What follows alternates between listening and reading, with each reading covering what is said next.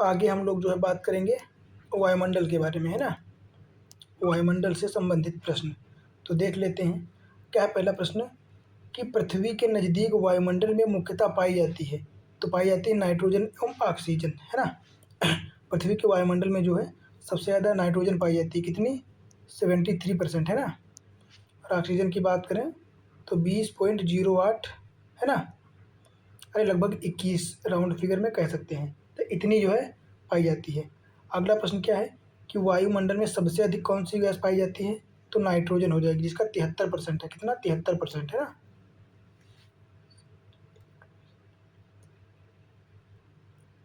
यहाँ पे 73 नहीं होगा, 78 होगा, कितना 78%, है ना, 78%। अगला बात करें कि पृथ्वी के धरातल से ऊपर की ओर वायुमंडल के विभिन्न स्तरों का सही अनुक्रम क्या होगा, तो सबसे पहले आएगा क्षोभ मंडल, फिर समताप मंडल, फिर मध्य मंडल और आयन मंडल, है ना। और आयन मंडल के ऊपर आता है ताप मंडल, है ना। कौन सा ताप मंडल। ताप मंडल में ही आयन मंडल होता है और सबसे बाहर होता है बाह्य मंडल, है ना। तो क्षोभ मंडल सबसे पहले, फिर समताप मंडल, फिर मध्य मंडल, फिर आयन मंडल और फिर बहिर्मंडल हो जाता है। अगला बात करें, अधिकांश मौसम गतिविधियां जिस वायुमंडल में होती हैं, जिस वायुमंडलीय परत में होती हैं, वो कौन सी हो जाएगी, तो हो जाएगी क्षोभ मंडल, है ना। बात करें सभी प्रकार की मौसमी प्रक्रियाएं, जैसे आर्द्रता हो गया, है ना, वर्षा हो गया या बादल का गरजना हो गया, ये सारी एक्टिविटीज़ जो है कहाँ पे होती हैं, तो क्षोभ मंडल में होती हैं, पृथ्वी के सबसे निचले मंडल में, है ना। अगले प्रश्न की बात करें तो लिख रहा है कि समताप मंडल को जेट विमानों की उड़ान के लिए आदर्श माना जाता है ना। तो क्यों इस परत में बादल एवं अन्य मौसमी घटनाएं नहीं होती हैं, जिससे उस उनके दुर्घटना या किसी प्रकार के विरोध का जो है विरोध की कमी हो जाती है ना, कोई किसी प्रकार का कोई विरोध प्रतिरोध नहीं होता है, इसलिए उनके लिए सबसे बेस्ट होता है कौन, समताप मंडल, है ना। अगला बात करें ओजोन परत कहाँ पाई जाती है, तो ओजोन परत भी समताप मंडल में पाई जाती है ना, निचले समताप मंडल में पाई जाती है। अगला बात करें सूरज से निकलने वाली विनाशकारी रेडिएशन, जिसको क्या कहते हैं, अल्ट्रा वायलेट किरणें, इनसे सुरक्षा, है ना, रेडिएशन से जीवन की सुरक्षा कौन करता है, तो ये समताप मंडल में ओजोन परत होती है ना, ओजोन परत, ये हम लोगों की सुरक्षा करती है, क्योंकि ये जो है अल्ट्रा वायलेट किरणों को रोकती है ना, और परावर्तित कर देती है, जो कि पृथ्वी पर नहीं पहुंच पाते हैं। और अगर ऐसा ना होता तो हम लोगों की स्किन जो है जल जाती टेम्परेचर के कारण, है ना। अगला प्रश्न है कि समताप मंडल में ओजोन परत कहाँ पर परत जो है इसका कार्य क्या है, तो इसका कार्य भूमि पर जो है पराबैंगनी विकिरण को जो है रोकना, ना पहुँचने देना, है ना। फिर बात करें ओजोन परत कहाँ पे स्थित होती है, तो ये पृथ्वी की सतह के 15 से 35 किलोमीटर, 15 से 20 या 15 से 35 किलोमीटर होता है एवरेज, है ना, किलोमीटर के मध्य ऊपरी वायुमंडल में पाया जाता है ना। फिर बात करें रेडियो तरंगों के विक्षेपण के लिए कौन सा जो है मंडल जिम्मेदार है, तो हो जाएगा आयन मंडल, कौन सा, आयनोस्फीयर कहते हैं इसको। अगला उत्तरी ध्रुवीय प्रकाश के लिए वायुमंडल की जिम्मेदार परत कौन सी हो जाएगी, ये भी आयन मंडल हो जाएगी, है ना। बात करें बेतार संचार पृथ्वी की सतह को परावर्तित किया जाता है, कौन सा, ये भी आयन मंडल हो जाएगा, है ना। अगले प्रश्न की बात करें तो संचार उपग्रह वायुमंडल में अवस्थित किए जाते हैं कहाँ, तो संचार उपग्रह जो होते हैं ये कहाँ, बहिर्मंडल में, कहाँ, वायुमंडल में, है ना। फिर बात करें कुछ दिया गया है, तो मौसम संबंधित घटनाएं कहाँ पे होती हैं, तो क्षोभ मंडल से संबंधित है, ओजोन परत समताप मंडल में पाई जाती है। बात करें पृथ्वी की सतह की ओर परावर्तित रेडियो तरंगे जो कि आयन मंडल में हो जाती हैं ना, आयन मंडल। फिर बात करें सूर्य तप, इसको इंग्लिश में क्या कहते हैं, इंसोलेशन कहते हैं, इंसोलेशन, है ना। तो इसका क्या कथन है कि वायुमंडल अधिकांश ऊष्मा परोक्ष रूप से सूर्य से तथा प्रत्यक्ष रूप से पृथ्वी के धरातल से प्राप्त करता है, जो कि कथन बिल्कुल सही है ना। फिर क्या कहता है कि पृथ्वी के धरातल पर सौर लघु तरंगे जो कि तरंगे तथा पार्थिव ऊर्जा की लंबी तरंगों में परिणत हो जाती हैं, तो एक दूसरे की व्याख्या भी करते हैं, दोनों कथन सही भी हैं, है ना। तो सूर्य के द्वारा जो पृथ्वी पर आती हैं तरंगे, ये लघु तरंगें होती हैं, कैसी, लघु तरंग दैर्ध्य वाली तरंगें होती हैं। पर जो पृथ्वी से निकलती हैं इनको पार्थिव विकिरण कहते हैं, इनकी तरंग दैर्ध्य होती है दीर्घ तरंग, है ना, दीर्घ तरंग दैर्ध्य होती है। अगला बात करें सामान्यतः पृथ्वी की सतह से ऊंचाई बढ़ने के साथ टेम्परेचर में कमी होती है, कितनी कमी होती है, तो इसको कहते हैं 6 डिग्री सेंटीग्रेड पर किलोमीटर कमी आती है।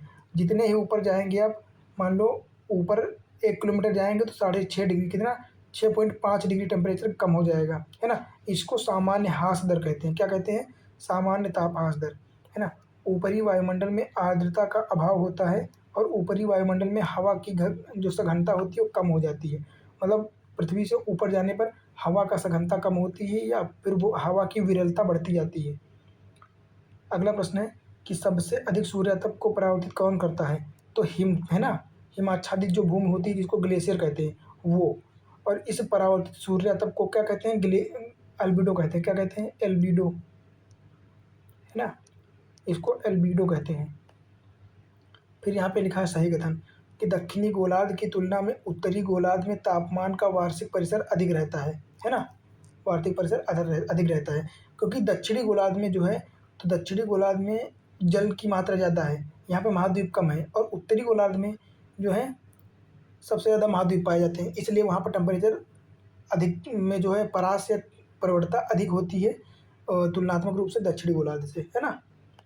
अगला बात करें, पृथ्वी पर सबसे उच्चतम तापक्रम कहाँ रिकॉर्ड किया जाता है? तो दोनों गोलार्धों में 20 डिग्री अक्षांश पर, है ना, 20 डिग्री अक्षांश। कहाँ हो जाएगा 20 डिग्री अक्षांश? तो ये जो हो जाएगा ये जो बन जाएगा ट्रांजिशन जोन, ये हो जाएगा 20 डिग्री नॉर्थ और ये हो जाएगा 20 डिग्री साउथ। तो इनके आसपास जो ये क्षेत्र होगा, ये इतने पर यहाँ पर सूर्य तब सबसे ज़्यादा प्राप्त होगा क्योंकि यहाँ पे ना तो बादल होंगे, ना आर्द्रता होगी और ना ही वर्षा होगी, इसलिए यहाँ पे टेम्परेचर सबसे ज़्यादा होगा, है ना। फिर बात करें, अगला क्वेश्चन क्या हो जाएगा कि साफ रात मेघीय रातों की अपेक्षा अधिक ठंडी होती है क्योंकि विकिरण के कारण, है ना, विकिरण के कारण जो टेम्परेचर का जो है उत्क्रमण होता है। फिर बात करें अगले प्रश्न की, चक्रवात, है ना। तो पृष्ठीय वायु चक्रवात के केंद्र के ऊपर अभ्यंतरित कुंडलित होती है, बिल्कुल सही बात है ना, ऐसे ऐसे जो है चक्रवातों में। फिर बात करें, हवा चक्रवात के केंद्रों में अवरोहित होती है ना, अवरोहित होती है मतलब नीचे नीचे को डाउन होती है। तो क्या हो जाएगा, ये भी सही है और ये भी सही है, और ये जो है ये इसके कारण ही होता है। अगला बात करें टोर्नेडो। टोर्नेडो जो है ये बहुत प्रबल प्रकार के उष्णकटिबंधीय चक्रवात होते हैं। कैसे? उष्णकटिबंधीय, जो कि कैरिबियन सागर, जो कि उत्तरी अटलांटिक सागर में स्थित है ना। बात करें यूएसए में टोर्नेडो एली, ये कहाँ, इसको क्या कहा जाता है? ये मिसिसिपी मैदान है ना, मिसिसिपी मैदान में टोर्नेडो एली कहा जाता है। बात करें टोर्नेडो कहाँ से संबंधित है? तो यूनाइटेड स्टेट ऑफ अमेरिका से संबंधित है ना। अगला बात करें तो टोर्नेडो की तीव्रता के मापन के लिए किस चीज़ का प्रयोग किया जाता है?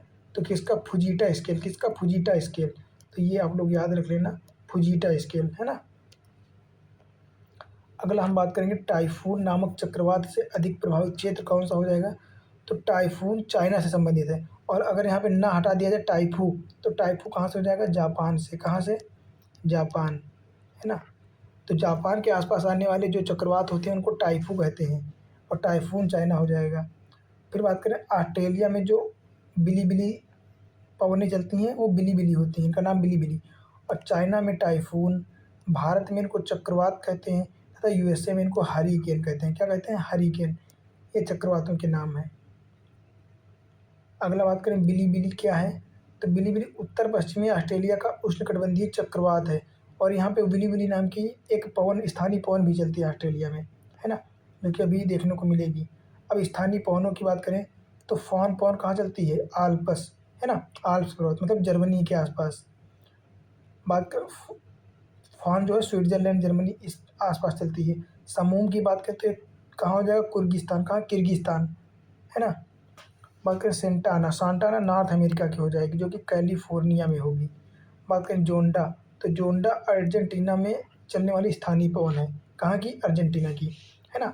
तो फान आल्प्स पर्वत की हो जाएगी। समूम पवन की बात करें तो कुर्दिस्तान हो जाएगी, और सांता आना नॉर्थ अमेरिका, कैलिफोर्निया, और जोंडा जो है अर्जेंटीना से संबंधित है। फिर बात करें फॉन, तो फॉन जो है ये स्थानीय पवन है, जो कि स्विट्जरलैंड हो जाएगी। स्विट्जरलैंड कहाँ पे हो जाएगी? आल्प्स पर्वत के आसपास, है ना। तो अब फॉन को देख सकते हैं कितनी बार पूछा गया है। तो फॉन जो हो जाएगी आल्प्स पर्वत हो जाएगी।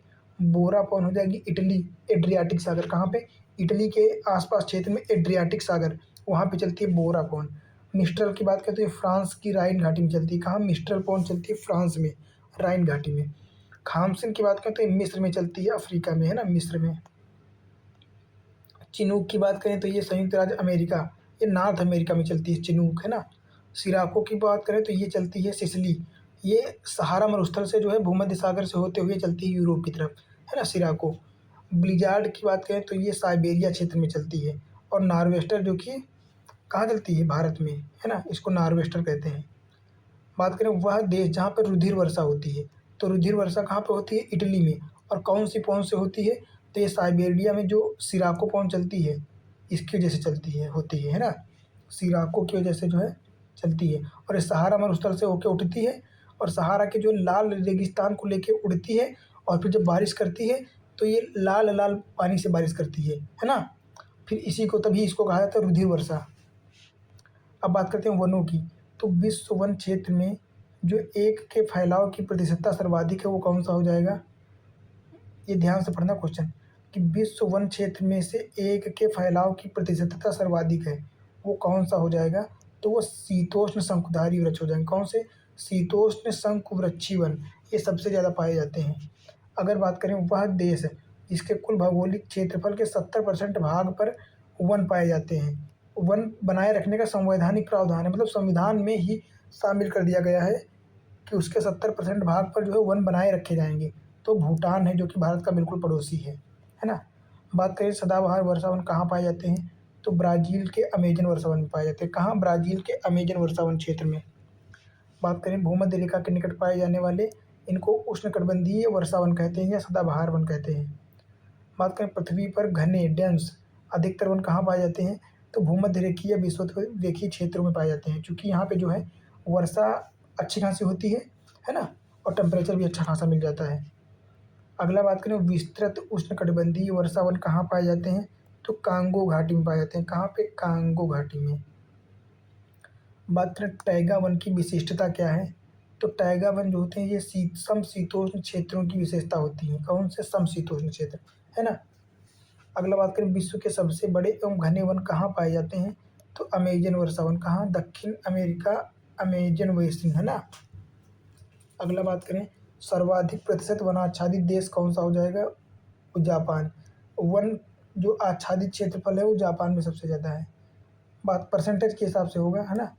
कोणधारी वन बना पाए जाते हैं कहाँ पे, तो कोणधारी वन वहाँ पाए जाते हैं जहाँ का टेम्परेचर बहुत कम होता है, ठंडे क्षेत्र, है ना। तो 56 से 60 डिग्री अक्षांशों में, उत्तरी अक्षांशों में, चूँकि दक्षिणी अक्षांशों में तो पानी ही है ना, महासागर है, तो वहाँ पे तो होने से रहे। अब बात करते हैं शंकुधारी वन मुख्यतः कहाँ पाए जाते हैं, तो शीतोष्ण क्षेत्र, है ना। अगला बात करें अफ्रीका वह क्षेत्र या वह देश है जिसमें सघन उष्ण आर्द्र वन पाए जाते हैं, जो कि आइवरी कोस्ट, जो कि घाना, है ना। कौन सा, आइवरी कोस्ट, घाना के आसपास के क्षेत्र हो जाएंगे। अगला बात करें शीतोष्ण वनों के विपरीत यदि उष्णकटिबंधीय वर्षा वनों का निर्वक्षण किया जाए तो उत्पादी कृषि स्थल निकलते हैं जो कई वर्षों तक रासायनिक उर्वरकों के बिना भी गहन कृषि का भरण पोषण कर सकते हैं। तो जाहिर सी बात है, क्योंकि उष्णकटिबंधीय वर्षा वन जो होते हैं वहाँ वो पोषक तत्व तो लीचिंग के माध्यम से जो है नीचे चले जाते हैं, फिर वहाँ पे खेती के लिए अच्छी हो जाती है। तुरंत तो नहीं होती पर बहुत देर के बाद होगी, है ना। तो उस हिसाब से ये गलत हो जाएगा, क्योंकि जब लीचिंग हो जाएगी, है ना, मान लो उष्णकटिबंधीय वर्षा वन जो होते हैं, है ना, तो वहाँ पे वर्षा बहुत ज़्यादा मात्रा में होती है, तो वर्षा होती है तो लीचिंग होती है, लीचिंग के माध्यम से जो पोषक तत्व होते हैं वो उस क्षेत्र से हट के चले जाते हैं, बह के जैसे नदियों के माध्यम से या किसी भी माध्यम से वहाँ से गायब हो जाते हैं। इसीलिए वो क्षेत्र जो होता है वो उतना फर्टाइल नहीं होता है, मतलब शीतोष्ण वनों की अपेक्षा। तो इस हिसाब से ऑप्शन ए तो गलत हो जाएगा, है ना। दूसरा क्या है कि शीतोष्ण वनों की तुलना में उष्णकटिबंधीय वर्षा वनों की प्रधान उत्पादकता बहुत अधिक होती है। ये तो बात सही है, क्योंकि वहाँ पे जो है पोषक तत्व तो पाए जाते हैं लेकिन लीचिंग के कारण बह जाते हैं। तो दूसरा गलत सही हो जाएगा और पहला गलत हो जाएगा। फिर अगला प्रश्न क्या है कि यदि उष्णकटिबंधीय वर्षा वन काट दिए जाए तो यह उष्णकटिबंधीय पर्णपाती वन की तुलना में शीघ्र पुनर्योजित नहीं हो पाता है। ऐसा इसलिए है क्योंकि वर्षा वन की मृदा में पोषक तत्वों का अभाव होता है। बिल्कुल सही बात है, चूँकि लीचिंग के माध्यम से सारे पोषक तत्व जो है बहकर निकल जाते हैं, ये गायब हो जाते हैं, है ना। अगला बात करें देवदार की लकड़ी कहाँ पाई जाती है, कनाडा में। कहाँ, कनाडा में। और डगल सफ़र ये मैक्सिको की हो जाएगी। महोगनी की बात करें तो होंडुरास में पाई जाती है, और सागौन के वन कहाँ पाए जाते हैं? म्यांमार, है ना। तो ये पूछे गए हैं एक दो बार, तो उनको रट लेना एकदम अच्छे से। देवदार कहाँ पाए जाएंगे? कनाडा, देवदार कनाडा हो जाएंगे। और डगर सफ़र की बात करें तो ये मैक्सिको से हो जाएंगे। और महोगनी की बात करें तो इनका निवास स्थान होंडुरास हो जाएगा। और सागौन के वृक्ष जो है ये लकड़ी की इमारती म्यांमार से संबंधित है ना। अगला बात करें मानसूनी वन कहाँ पाए जाते हैं? मानसूनी वनों में जो है सागौन और साखू के वृक्ष पाए जाते हैं। कौन से? सागौन और साखू। विषुवत-रेखीय वनों की बात करें तो यहाँ पे महोगनी, रोज़वुड, सिंकोना, है ना, ये सारी चीज़ें पाई जाती हैं। भूमध्य सागरीय की बात करें तो यहाँ पे आलू बुखारा, प्लम और जैतून और रसीले फलों वाली चीज़ें पाई जाती हैं। बात करें कोणधारी वन, तो ये चीड़ एवं फर जो होते हैं, इस प्रकार के कोणधारी वन पाए जाते हैं वृक्ष। अगला बात करें विश्व का वह देश जो मुलायम लकड़ी एवं लकड़ी की लुगदी का सबसे बड़ा उत्पादक एवं निर्यातक है, तो ये हो जाएगा यूएसए। क्या हो जाएगा? अमेरिका, है ना। फिर वह देश जो विश्व में ईंधन काष्ठ का जो है सबसे बड़ा उत्पादक है, तो ईंधन काष्ठ का सबसे बड़ा उत्पादक भारत हो जाएगा। कौन सा देश हो जाएगा? भारत। तो ये जो है हम लोगों के पॉइंट ऑफ व्यू से बहुत इंपॉर्टेंट है ना पॉइंट ये। फिर बात करें अगले प्रश्न की, तो डेल बर्जिया जाति से संबंधित पौधा किस जाति का है? शीशम। शीशम जो वृक्ष होता है डेल बर्जिया जाति से संबंधित है ना। अब देखेंगे हम लोग विश्व की जलवायु। क्या? विश्व की जलवायु। तो अलग अलग ऋतुओं में दिन समय और रात्रि समय के विस्तार में भिन्नता का कारण क्या होता है? तो होता है पृथ्वी सूर्य के चारों ओर दीर्घवृत्तीय रीति से परिक्रमण करती है ना, नत अक्ष पर झुके हुए, इस कारण होता है ऐसा, है ना। इसको तो हम लोग पहली क्लास में पढ़ चुके हैं। बात करें महाद्वीपों के अंतःस्थों का वार्षिक ताप परिसर तटीय क्षेत्रों की अपेक्षा अधिक होता है, इसका कारण क्या है? भूमि और जल के मध्य तापीय अंतर। ये कैसा होता है? कैसे होता है तापीय अंतर जो है? तो आप लोगों को पता है कि जो भूमि होती है और जल मान लेते हैं, तो भूमि जो है इसका टेम्परेचर जो है सूर्य की किरणों से प्राप्त होकर बहुत जल्दी ये भूमि गर्म भी हो जाती है और बहुत जल्दी रातों में ठंडी भी हो जाती है। पर अगर बात करें जल की, तो जल को ठंडा और गर्म दोनों होने में बहुत ज़्यादा टाइम लगता है। इसलिए अगर बात करें परास की, तो टेम्परेचर का अंतर, तापांतर जो होगा भूमि की अपेक्षा जल का बहुत कम होगा, है ना। तो वही थ्योरी यहाँ पे काम करती है। अगला क्या हो जाएगा? मुख्य कारक जो किसी क्षेत्र की जलवायु को निर्धारित करता है, अक्षांश होगा, है ना, कि उसकी अक्षांशीय स्थिति क्या है। बात करें पृथ्वी के अधिकतम प्रतिशत क्षेत्र पर फैला हुआ शुष्क प्रदेश है। कौन सा? शुष्क प्रदेश। फिर बात करें भूमध्य रेखा के दोनों और 5 से 8 डिग्री अक्षांश तक के क्षेत्रों में वर्ष भर वर्षा होती है। बिल्कुल सही बात है। इसको क्या कहते हैं? संवहनी वर्षा होती है। कैसी? संवहनी वर्षा। फिर बात करें उच्च तापमान और उच्च आर्द्रता के कारण भूमध्य रेखा के निकट अधिकतर दोपहर को संवहनी वर्षा होती है। सेम टू सेम बिल्कुल सही है, और एक दूसरे की व्याख्या भी करते हैं, है ना। फिर बात करें अगले प्रश्न की, तो सभी प्रकार के जलवायु कटिबंध पाए जाते हैं कहाँ पे? एशिया महाद्वीप में, है ना, एशिया महाद्वीप में। वह भौगोलिक क्षेत्र जिसकी सुस्पष्ट विशेषताएं निम्नलिखित हैं। कोष्ण और शुष्क जलवायु पाई जाती है, सुहावना तथा आर्द्र शीतकाल होता है, सदाबहार और ओक वृक्ष पाए जाते हैं। वह क्षेत्र कौन सा हो जाएगा? तो ये भूमध्य सागरीय क्षेत्र हो जाएगा। कौन सा? भूमध्य सागरीय क्षेत्र, है ना। अगले की बात करें, तो उष्णकटिबंधीय सवाना प्रदेश की जलवायु की मुख्य विशेषता क्या होती है? तो निश्चित शुष्क तथा आर्द्र ऋतु। कैसी? निश्चित और शुष्क यहाँ पर आर्द्र ऋतु होती है ना। अगला बात करें विषुवत रेखीय प्रदेश का पर्यावरण जो है पौधों के अनुकूल है पर मनुष्यों के लिए नहीं, है ना। क्योंकि वहाँ पे जो है पोषक तत्व होते नहीं, इसलिए खेती अच्छे से हो नहीं पाएगी।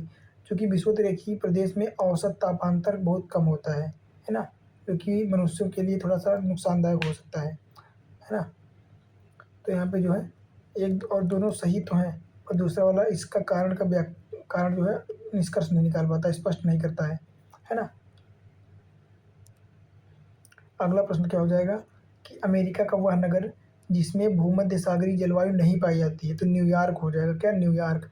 यहाँ पे भूमध्य सागरीय जलवायु नहीं पाई जाती है। बात करें जलवायु चरम है, वर्षा कम है और लोग जलवासी पशुचारक हुआ करते हैं थे। बात करें यह सबसे अच्छा वर्णन किसका हो जाएगा? तो ये स्टेपी क्षेत्र का हो जाएगा। कौन सा? मध्य एशियाई स्टेपी क्षेत्र। अगला क्वेश्चन है कि वह देश जिसमें सर्दियों के मौसम में वर्षा होती है, तो नॉर्वे हो जाएगा। कहाँ पे? नॉर्वे। उत्तरी उत्तरी सागर के आसपास है ना।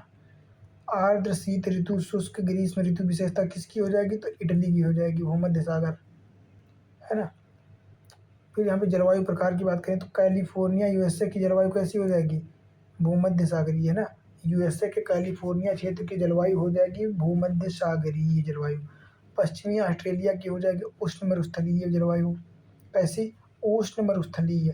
बांग्लादेश की बात करें तो ये उष्णकटिबंधीय मानसूनी हो जाएगी, जो कि भारत की है। साइबेरिया रसिया की बात करें तो शीत और शीतोष्ण। कांगो की बात करें तो विषुवतीय हो जाएगी। और सूडान की बात करें तो सवाना जलवायु। कैसी? सवाना जलवायु। अगला बात करें, भूमध्य सागरीय प्रदेशों में जाड़ों में वर्षा होती है, बिल्कुल सही। जाड़े में यहाँ पछुआ फौरनें चलती हैं, बिल्कुल सही बात है, और एक दूसरे की व्याख्या भी करते हैं। बात करें बागियो, कौन सा? बागियो चक्रवात कहाँ से संबंधित है? तो ये फिलीपींस से संबंधित है। हरिकेन द्वारा क्षति के मापन के लिए कौन सा प्रयोग किया जाता है? तो साफिर सिम्पसन मापक का प्रयोग किया जाता है। किसका? साफिर मापक सिम्पसन होता है ना। बात करें बैरोमीटर में पारे के तल की अचानक गिरावट क्या दर्शाती है? तो तूफान का आना दर्शाती है। क्या? तूफान का आना। और नरगिस चक्रवात से प्रभावित क्षेत्र कौन सा हो जाएगा? तो म्यांमार। कौन सा? नरगिस चक्रवात। बात करें उष्णकटिबंधीय ट्रॉपिकल अक्षांशों में दक्षिणी अटलांटिक और दक्षिण पूर्व प्रशांत क्षेत्रों के में चक्रवात उत्पन्न नहीं होता है, क्योंकि समुद्री पृष्ठों के ताप निम्न होते हैं। निम्न मतलब नीचे होते हैं, है ना। अब हम लोग जो है बात करेंगे आर्द्रता की, है ना। काहे की? ह्यूमिडिटी, आर्द्रता। तो देख लेते हैं पहला प्रश्न क्या है। कि पहला कथन कहा जा रहा है कि वायुमंडल में नमी की मात्रा अक्षांश से संबद्ध है। तो बिल्कुल सही बात है। अगला क्या है? नमी को जलवाष्प के रूप में रखने की क्षमता तापमान से संबंधित है। तो ये दोनों एक दूसरे से संबंधित हैं और एक दूसरे की व्याख्या भी करते हैं तथा दोनों सही भी हैं। कैसे सही हैं, अब मैं बता देता हूँ। लिखा है वायुमंडल में नमी की मात्रा अक्षांश से संबंधित है ना। तो मान लेते हैं ये अपनी पृथ्वी हो गई, ठीक है, और ये 0 डिग्री हो गया, है ना। तो यहाँ पे सूर्य होता है, मतलब मान लो यहाँ से यहाँ तक, है ना, इसके मध्य। तो सबसे ज़्यादा टेम्परेचर यहाँ पे मिलता है। कहाँ पे? यहाँ पे, है ना। तो जैसे जैसे हम लोग भूमध्य रेखा से ध्रुवों की ओर जाते जाएंगे, है ना, मतलब मध्य अक्षांशों से जो है निम्न उच्च अक्षांशों से हाई अक्षांश की तरफ जाते जाएंगे, उस प्रकार हमारी जो है आर्द्रता की कमी आती जाएगी। क्योंकि जब ध्रुवों पर पहुँचेंगे तो वहाँ पे बिल्कुल टेम्परेचर कम हो जाएगा। तो जो वाष्पित होने की ये क्षमता हो जाएगी जल के, वो बिल्कुल कम हो जाएगी। तो वहाँ पे आर्द्रता कम हो जाएगी, है ना। और दूसरा ऑप्शन क्या कहता है कि नमी को जलवाष्प के रूप में रखने की क्षमता में तापमान पर निर्भर करती है, तापमान से संबंधित है। तो ज़ाहिर-सी बात है, जहाँ पर टेम्परेचर ज़्यादा होगा, वहाँ पे जलवाष्प करने की कैपेसिटी ज़्यादा होगी, है ना। और उससे तो फिर वहाँ पे जो है आर्द्रता भी बढ़ जाएगी, ज़्यादा हो जाएगी। कहा भी गया है कि टेम्परेचर बढ़ने पर आर्द्रता बढ़ जाती है। ये दोनों एक दूसरे के समानुपाती होते हैं, है ना। इसीलिए आप लोगों ने देखा होगा कि ध्रुवों के साइड जो है आर्द्रता बहुत कम होती है ना। या फिर मौसम में जब टेम्परेचर ज़्यादा होता है तो आर्द्रता भी ज़्यादा होती है। और वर्षा भी कहाँ पे होती है? वर्षा भी उन्हीं क्षेत्रों में होती है जहाँ पे टेम्परेचर ज़्यादा होता है और उसके नीचे वाटर बॉडी होती है। जैसे भूमध्य रेखीय क्षेत्र, है ना। भूमध्य रेखा के दोनों तरफ 5 डिग्री नॉर्थ और 5 डिग्री साउथ में, है ना। वहाँ पे क्या डेली 2 बजे के बाद जो है संवहनीय वर्षा होती है, 1 से 2 घंटे, है ना। तो क्यों होती है? इसी कारण होती है क्योंकि वहाँ पे एक तो वाटर बॉडी मिल जाती है वाष्पित करने के लिए, और वहाँ पे टेम्परेचर हाई होता है, इसलिए आर्द्रता तुरंत ही हो जाती है ना। फिर अगला प्रश्न क्या कहता है कि ग्रीष्म काल में आर्द्र ऊष्मा का अनुभव होता है जब मौसम कैसा होता है? उमस वाला होता है, जिसको मगी कहते हैं, मगी, है ना। उमस वाला जब मौसम होता है तो वो मौसम में जो है ग्रीष्म काल के मध्य आर्द्र ऊष्मा का अनुभव होता है ना। पूरा शरीर जैसे चिपचिपा साइड में टाइप में लगने लगता है ना। अगला बात करेंगे वायुदाब का। देख कहेगा वायुदाब, है ना, एयर प्रेशर। तो क्या कहता है पहला प्रश्न? कथन ए है कि दोनों गोलार्धों के 60 से 65 डिग्री अक्षांशों में उच्च दाब की बजाय निम्न दाब की पट्टिकाएं पाई जाती हैं, है ना। अगला क्या है? निम्न दाब क्षेत्र भूमि पर नहीं बल्कि महासागरों पर स्थायी होते हैं। ये तो बिल्कुल से गलत है। निम्न दाब वहाँ पे होगा जहाँ पे टेम्परेचर ज़्यादा होगा, फिर वो स्थल हो जल हो, इससे क्या फ़र्क पड़ता है ना। तो ऑप्शन बी गलत हो जाएगा, जबकि ऑप्शन ए सही हो जाएगा, है ना। क्योंकि अगर बात करें कि कौन सी पट्टी कहाँ पर पाई जाती है, तो देख लेते हैं हम लोग, है ना। ये हो जाएगी 0 डिग्री भूमध्य रेखा, ठीक है, भूमध्य रेखा, है ना। तो बात करते हैं, एक यहाँ पे पेटी बनती है और यहाँ एक यहाँ पे बनती है। तो यहाँ पे सबसे ज़्यादा टेम्परेचर होता है यहाँ पे, है ना, दोनों साइड 5 डिग्री, यहाँ पे टेम्परेचर बहुत ज़्यादा होता है। तो यहाँ से जो है जो है हवाएं गर्म होकर ऊपर उठने लगती हैं और यहाँ से उठती हैं, यहाँ पे बैठ जाती है, यहाँ पे दोनों गोलार्धों में 30 से 35 डिग्री पे। तो क्या हो जाता है, ये जो हो जाती है ये क्षेत्र, ये हो जाता है निम्न दाब पेटी। कौन सी? निम्न दाब पेटी, है ना। और ये जो हो जाती हैं, ये दोनों हो जाती हैं हाई प्रेशर पेटी। फिर क्या होता है, फिर जो बनती है ये वाली पेटी, ये एक, ये और ये भी होती है निम्न दाब पेटी। कैसे निम्न दाब पेटी होती है? क्योंकि फिर जब यहाँ पे टेम्परेचर हो जाता है तो यहाँ से टेम्परेचर उठ के यहाँ पे आ जाता है ना, और दोनों तरफ से यहाँ पे, तो यहाँ पे ये हाई प्रेशर बेल्ट बन जाती है और ये दोनों साइड में जो है निम्न दाब प्लेटें बन जाती हैं। और फिर जो है ध्रुवों पर जो है ये हाई प्रेशर बेल्ट बन जाती है। कौन सी? High pressure belt. कैसे बन जाती है हाई प्रेशर बेल्ट? क्योंकि यहाँ पे टेम्परेचर बिल्कुल कम होता है, और जब टेम्परेचर बिल्कुल कम होगा तो वहाँ पे दाब बहुत ज़्यादा बन जाएगा, आप लोगों को पता है ना। तो यहाँ पे इतना दाब हो जाएगा कि फिर यहाँ पे जो है हाई प्रेशर बेल्ट बन जाएगी, है ना, हाई प्रेशर बेल्ट बन जाएगी, और यहाँ से ये पौने उठ करके फिर ध्रुवों की तरफ बैठने लगेंगी। तो ये होता है। और अब जब हम लोग बढ़िया वो पढ़ेंगे थ्योरी में, तब पढ़ेंगे हेडली कोस, फेरल कोस, है ना, ये सब चीज़ें पढ़ेंगे, और ध्रुवीय पेटी, ये सारी बहुत अच्छे से पढ़ेंगे। अभी तो सिर्फ वन लाइनर है, तो इसलिए मतलब ऐसा नॉर्मली बता दे रहा हूँ आपको। तो इसलिए क्या कहता है कि 60 से 65 डिग्री जो है ये उच्च दाब की बजाय निम्न दाब पेटी होती है। तो है ना, ये हो जाएगा निम्न दाब पेटी, ये है ना, 60 से 65 डिग्री, इधर भी और इधर भी 60 से 65 डिग्री। तो ये दोनों कैसे हो जाएंगी? ये दोनों हो जाएंगे निम्न दाब पेटी। और बात करें हाई प्रेशर की, तो ये दोनों हो जाएंगी हाई प्रेशर बेल्ट, है ना। और फिर कौन सी हो जाएंगी? फिर ये ध्रुवीय भी हो जाएंगी, कैसी? हाई प्रेशर, और ये हो जाएगी लो प्रेशर, है ना। तो आप लोग ऐसे भी देख सकते हैं, ये लो प्रेशर हो जाएगी, फिर ये हाई प्रेशर हो जाएगी, ये भी हाई प्रेशर हो जाएगी, ये लो प्रेशर हो जाएगी, और ये भी लो प्रेशर हो जाएगी, फिर ये हाई प्रेशर हो जाएगी जो कि टेम्परेचर के कारण हो जाएगी, है ना। तो ये भी हाई प्रेशर हो जाएगी, है ना। इसीलिए क्या कहते हैं कि जो ये लो प्रेशर हो जाएगी भूमध्य रेखीय और ध्रुवीय, ये सब टेम्परेचर जन्य होती हैं। बाकी ये जो हो जाएंगी 30 से 35 डिग्री और 60 से 65 डिग्री दोनों गोलार्धों में, तो ये हो जाती हैं और गतिजन्य। कैसे? गति के माध्यम से, क्योंकि यहाँ से हवाएं उठ के यहाँ पे गिरती हैं, तो गति के कारण इनका टेम्परेचर प्रेशर जो है हाई हो जाता है ना। तो उम्मीद करता हूँ सब लोग समझ गए होंगे बहुत अच्छे से, है ना। फिर अगला प्रश्न क्या है? अगला प्रश्न हो जाएगा कि सागरों के ऊपर 30 से 35 डिग्री उत्तरी गोलार्ध में और दक्षिणी दोनों गोलार्धों में विद्यमान कटिबंधों में प्रत्येक हार्स अक्षांश कहलाते हैं। क्या कहलाते हैं? हार्स अक्षांश। ये भी सही है ना। हार्स अक्षांश होते हैं, जो कि हम लोगों ने भी बात भी किया था, है ना। दोनों गोलार्धों में जो है, जो हाई प्रेशर की बेल्ट होती है ना, उसको हार्स अक्षांश कहते हैं। बात करें वायु दाब सबसे कम कहाँ पे होता है, तो ग्रीष्म ऋतु में। कब? ग्रीष्म ऋतु में, क्योंकि टेम्परेचर जब बढ़ेगा तो प्रेशर कम हो जाएगा, है ना। तभी तो हाई प्रेशर से लो प्रेशर की ओर हवाएं चलने लगती हैं और मानसून का निर्माण होता है। अब बात करेंगे बादल की, तो देख लेते हैं। वह बादल जो अत्यधिक तीव्र वर्षा के लिए उत्तरदायी होता है, तो कैसा हो जाएगा? तो इसको कहते हैं स्ट्रेटस, है ना। कौन सा? वर्षा स्तरीय। फिर बात करें सर्वाधिक ऊंचाई पर कौन से बादल पाए जाते हैं, तो पच्छाद स्तरीय पाए जाते हैं। कौन से? पच्छाद स्तरीय, है ना। बात करें मेघ गर्जन के कारण है, कैसे? तो संघनन, उच्च ताप एवं आर्द्रता तथा ऊर्ध्वाधर हवा वाले, ये मेघ गर्जन वाले होते हैं, उच्च गर्जन वाले, है ना। बात करें हवाओं की, तो पहला कथन है उत्तरी गोलार्ध में पवन प्रतिरूप दक्षिणावर्त तथा दक्षिणी गोलार्ध में पवन प्रतिरूप वामावर्त होता है। ठीक है, बिल्कुल सही बात है। अगला क्या है कि उत्तरी तथा दक्षिणी दोनों गोलार्धों में पवन प्रतिक्रियाओं प्रतिरूपों की दिशाओं का निर्धारण कोरियोलिस फोर्स करता है। बिल्कुल सही बात है। कोरियोलिस फोर्स एक फोर्स होता है जो गतिजन्य होता है, पृथ्वी की गति के कारण उत्पन्न होता है। पृथ्वी पश्चिम से पूर्व की ओर घूमती है ना, तो इसके कारण प्रतिक्रिया स्वरूप जो है एक बल उत्पन्न होता है, जिसको कोरियोलिस बल कहते हैं। तो इस हिसाब से क्या हो जाएगा, दोनों ऑप्शन सही हैं और एक दूसरे की व्याख्या करते हैं, है ना। क्योंकि पवनों का जो वामावर्त और दक्षिणावर्त जो घुमाव होता है, ये कोरियोलिस फोर्स के ही कारण होता है। कैसे होता है मैं बता दे रहा हूँ।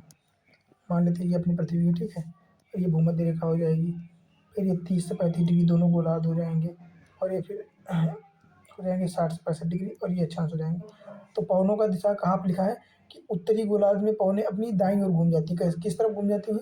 अपने दाईं ओर घूम जाती हैं। पवनों की गति ऐसी हो जाती है ना, ऐसी, है ना। और बात करें कि दक्षिणी गोलार्ध में, तो दक्षिणी गोलार्ध में पवनें ऐसे घूमती हैं अपने बाएं बाएं वर्त, है ना, ऐसे। पवनों की गति ऐसे ही होती है।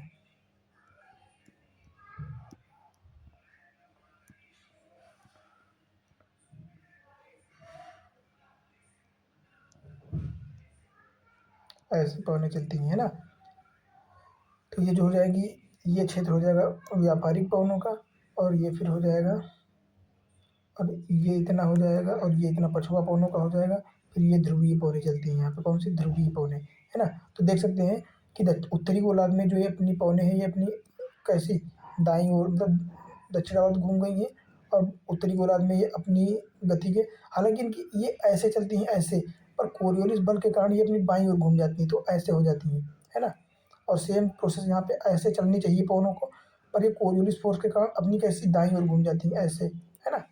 इसीलिए तो देखा होगा आपने, पवनें ऐसे चलती हैं, ऐसे ऐसे, सीधी ना होकर, है ना। तो यही लिखा गया है यहाँ पे।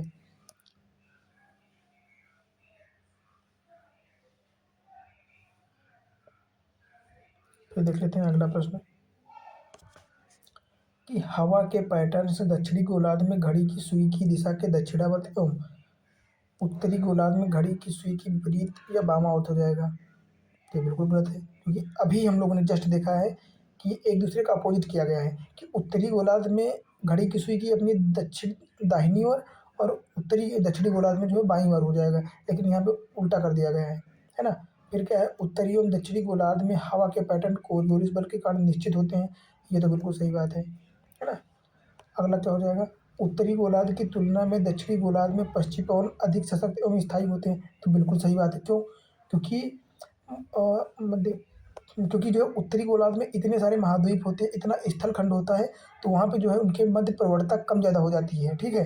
पर बात करें यहाँ पे दक्षिणी गोलार्ध में, तो वहाँ पे भूखंड की जगह पे सारा का सारा समुद्र है, तो वहाँ पे जो है उनकी प्रवणता बिल्कुल कम होती है, और एक समान मतलब स्थायित्व प्रदान करता है, और बहुत तेज चलती हैं।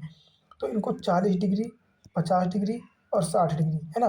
तो 40 डिग्री पर इनको क्या कहते हैं? चीखती, 60 डिग्री पर चीखती साठा, और 40 डिग्री पर गर्जती पचासा, और 40 डिग्री पर जो है ऐसे ही कुछ कहते हैं। तो इनका नाम भी रखा गया क्योंकि बहुत तेज गति से चलती है ना। फिर अगला प्रश्न क्या है, ये गर्जती चालीसा, प्रचंड पचासा और चीखती साठा, ये नाम हो जाएंगे। 40 डिग्री पर इनको कहते हैं गर्जती चालीसा, प्रचंड पचासा कहते हैं 50 डिग्री पर, और 60 डिग्री पर चलने वाली दक्षिणी गोलार्ध में जो है पवनों को कहते हैं चीखती साठा। ये इतनी तेज चलती हैं, सोच लो, है ना। तो दक्षिणी गोलार्ध में पवनों का नाम हो जाएगा। अगला बात करें, तूफानी चालीसा के बारे में कौन सा कथन सत्य है? तो ये बड़ी शक्ति और स्थिरता से बहती हैं, बिल्कुल सही बात है। इनकी दिशा सामान्य तौर पर दक्षिणी गोलार्ध में उत्तर पश्चिम से कैसी, उत्तर पश्चिम से पूर्व की ओर होती है। कैसी होती है? उत्तर पश्चिम से पूर्व की ओर, है ना। उत्तर पश्चिम से पूर्व की ओर होती है, और मेघाच्छादन, आकाश वर्षा और खराब मौसम इनके सामान्य तौर पर संबंधित होते हैं। बिल्कुल सही बात है, इनका संबंध इसी से होता है ना। अगले प्रश्न की बात करें, लंबी चालीसा पवनें प्रवाहित होती हैं, तो ये हिंद महासागर में। कहाँ पे? हिंद महासागर में। अगली बात करें, वह सतत समुद्री हवाएं जो 40 और 60 डिग्री दक्षिणांश के मध्य प्रवाहित होती हैं, तो उनको रोअरिंग फोर्टिस कहते हैं। क्या कहते हैं? रोअरिंग फोर्टिस, है ना। गरज फोर्टिस मतलब गरजती चालीसा। अगले की बात करें, संयुक्त राज्य अमेरिका के मध्य पवनों जो है मैदानों में चिनूक पवन, कौन सी? चिनूक के कारण क्या होती है? तो जाड़े के तापमान बढ़ जाता है, जाड़े का तापमान जो है बढ़ जाता है। अगला बात करें, दक्षिणी गोलार्ध में पवन के बाईं ओर विचलन का प्रमुख कारण क्या है? पृथ्वी का घूर्णन, है ना। क्योंकि पृथ्वी का घूर्णन करेगी जब पृथ्वी, तभी तो कोरियोलिस बल उत्पन्न होता है ना। फिर अगला क्वेश्चन क्या हो जाएगा कि उच्च दाब क्षेत्र से भूमध्य सागर की ओर चलने वाली पवनें जो होती हैं उनको क्या कहते हैं? तो उनको व्यापारिक पवनें कहते हैं। क्या कहते हैं? व्यापारिक पवनें, है ना। अगला, पवनों का मौसमी उत्क्रमण प्रतिरूपी अभिलक्षण प्रारूपी अभिलक्षण किसका है? तो मौसमी जलवायु का। किसका? मौसमी जलवायु हो जाएगा। अगला बात करें, भूमध्य सागरीय क्षेत्रों में भारी वर्षा होती है तो ठंडे में होती है, कब? जाड़े के समय में, है ना, भूमध्य सागरीय क्षेत्र में। और बात करें तो यहाँ पे जो है रसीले फल जैसे नींबू, आंवला, इस प्रकार की खेती की जाती है, मौसमी हो गया, है ना, नींबू, चेरी, ये सब। अगला क्वेश्चन हो जाएगा कि उत्तर पश्चिमी यूरोप के बंदरगाह वर्ष भर खुले रहते हैं। बिल्कुल सही बात है। और दक्षिण पश्चिमी हवाएं वर्ष भर उत्तर पश्चिमी यूरोप के ऊपर बहती हैं। तो ये एक दूसरे की व्याख्या तो नहीं कर रहे हैं, पर ऑप्शन दोनों सही है ना। इसका अगर यहाँ पे ये होता, ये हवाओं की बात करें, अगर यहाँ पे उत्तर दक्षिण पश्चिमी यूरोप की हवाओं की जगह पे यहाँ पे अगर कहता जलधाराएं, तो ये ऑप्शन सही हो जाता। क्योंकि ये बंदरगाह खुले रहने का कारण क्या है? क्योंकि उत्तर सागर या जो है वहाँ पे इतनी ठंडी होती है कि बर्फ जमी रहती है। पर जो जलधाराएं होती हैं, ये जो है भूमध्य रेखा से, जैसे हम्बोल्ट पेरू की जलधारा, हम्बोल्ट पेरू नहीं, क्या कहते हैं उसको, फॉकलैंड की जलधारा, और ये सारी जब जलधाराएं हैं ना, ये जब ऊपर की तरफ जाती हैं यहाँ पे, तो ये गर्म जल लेके जाती हैं, और गर्म जल लेके जाती हैं तो जो है बर्फ़ को पिघला देती हैं, जिसकी वजह से जो है वहाँ के बंदरगाह खुल जाते हैं, है ना। तो वर्ष भर बंदरगाह चलते रहते हैं, किसके कारण? तो गर्म जलधाराओं के कारण, न कि हवाओं के कारण।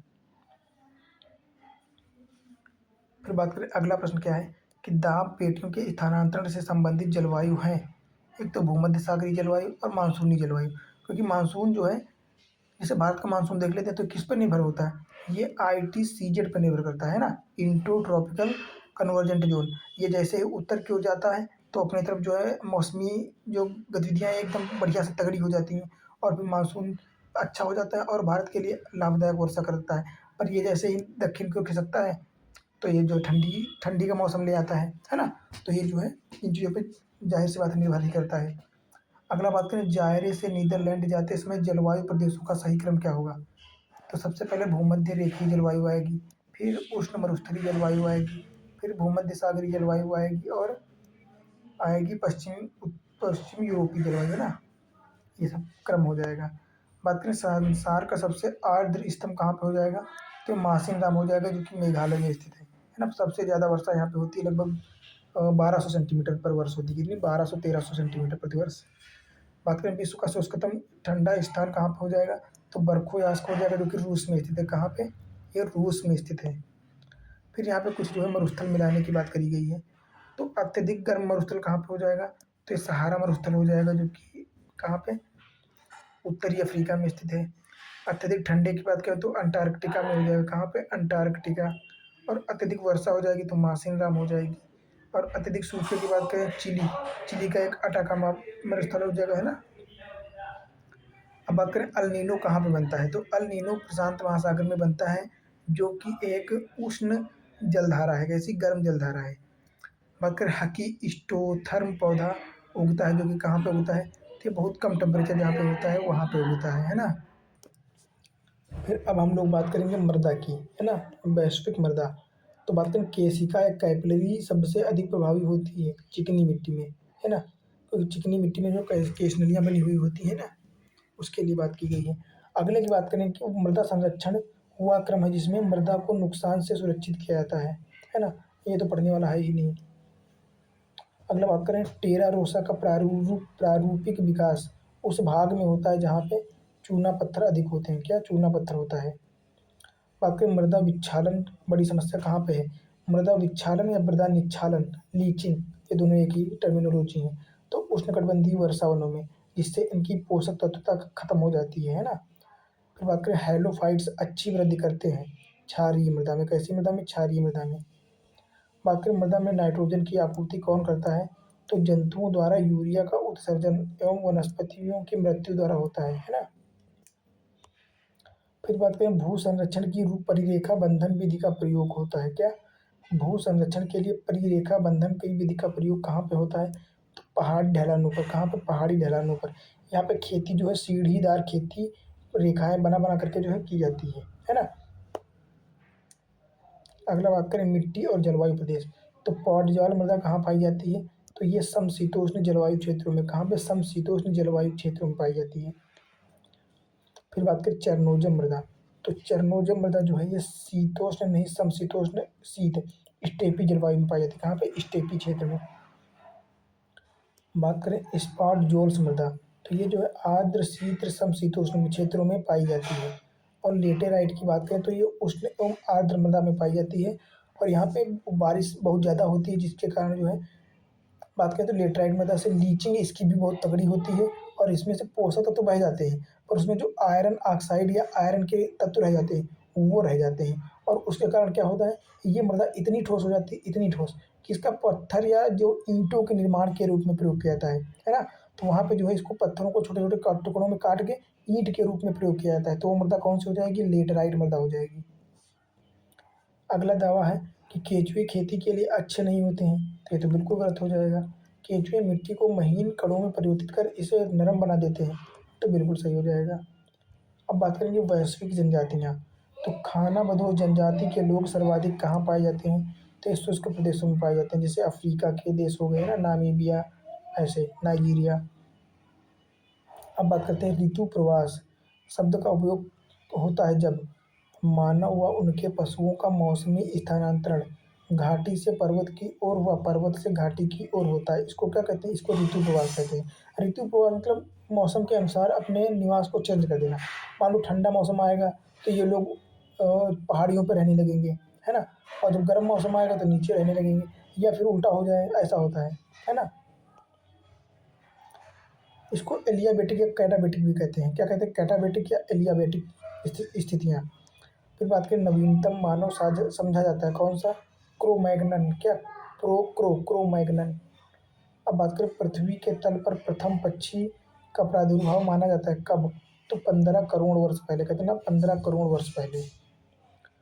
वह महाद्वीप जो मानव जाति का जन्म स्थल कहलाता है तो अफ्रीका हो जाएगा। मानव जातियों का जन्म कहाँ पे, अफ्रीका माना जाता है ना। फिर बात करें वह प्रजाति जिसके सदस्यों की संख्या सर्वाधिक है, तो काकेशियाई हो जाएंगे। कौन से, काकेशिया, काकेशस। बात करें जिप्सी लोगों का मूल स्थान कहाँ पे हो जाएगा, तो भारत हो जाएगा। तो जिप्सी लोग भारत में रहते हैं, कहाँ पे, भारत में। फिर बात करें अफ्रीका की मूलभूत जनजाति जिसको पिग्मी कहते हैं, पिग्मी। तो पिग्मी कहाँ निवास करती है, तो ये कांगो बेसिन में निवास करती है। कहाँ पे, कांगो घाटी में पिग्मी पाए जाते हैं। विषुवत रेखीय वनों में, कहाँ, भूमध्य रेखीय वनों में, है ना। अगला हो जाएगा पिग्मी, कजाक, मसाई एवं लैप्स। ये घुमक्कड़ जनजाति इनमें से कौन सी नहीं है, तो पिग्मी जो है ये घुमक्कड़ नहीं है। बाकी कजाक, मसाई, लैप्स ये सारे जो हैं घुमक्कड़ जनजातियाँ जिनको खाना बदोश कहते हैं। अगला बात करें घरों के 4 प्रतिरूप पाए दिए गए हैं, इनमें से कौन सा प्रतिरूप पिग्मियों का घर है, किसका, पिग्मियों का। तो देख लेते हैं। प्रतिरूप ए जो है एक पिग्मी का घर है। प्रतिरूप ए पेड़ों पर जो है मचान बना के रहते हैं ये लोग, है ना। कहाँ पे, तो पेड़ों पे मचान बना के ये लोग रहते हैं, कौन से, पिग्मी लोग, है ना, पिग्मी। अगला बात करें तो जैविक समुदायों के अंतर्गत कुछ जातियां बड़ी संख्या में अन्य जातियों के समुदाय में बने रहने की क्षमता को निर्धारित करने में महत्वपूर्ण भूमिका निभाती हैं। ऐसी जातियां कौन सी होती हैं, तो इनको मूलाधार या की स्टोन कहते हैं। क्या कहते हैं, की स्टोन प्रजातियां, है ना। पर्यावरण में शायद आप लोगों ने पढ़ा भी होगा की स्टोन प्रजातियां। अगला बात करें एस्किमो जनजाति, तो एस्किमो जनजाति कहाँ पे पाई जाती है, कनाडा में, ग्रीनलैंड, है ना। एस्किमो ये क्या बनाते हैं, ये इग्लू में बना के रहते हैं। क्या, इग्लू के घर बना के रहते हैं, बर्फ के जो है उसमें रहते हैं। तो एस्किमो कनाडा एवं ग्रीनलैंड हो जाएगा। मसाई जनजाति केन्या में पाई जाती है, कहाँ पे, केन्या में। बद्दू की बात करें तो ये सऊदी अरब में पाई जाती है, बद्दू जनजाति सऊदी अरब से संबंधित है। और बुशमैन की बात करें तो कालाहारी मरुस्थल, है ना, कालाहारी और बोत्सवाना इन क्षेत्रों में पाई जाती है। किर्गिज की बात करें तो ये मध्य एशिया में पाए जाते हैं।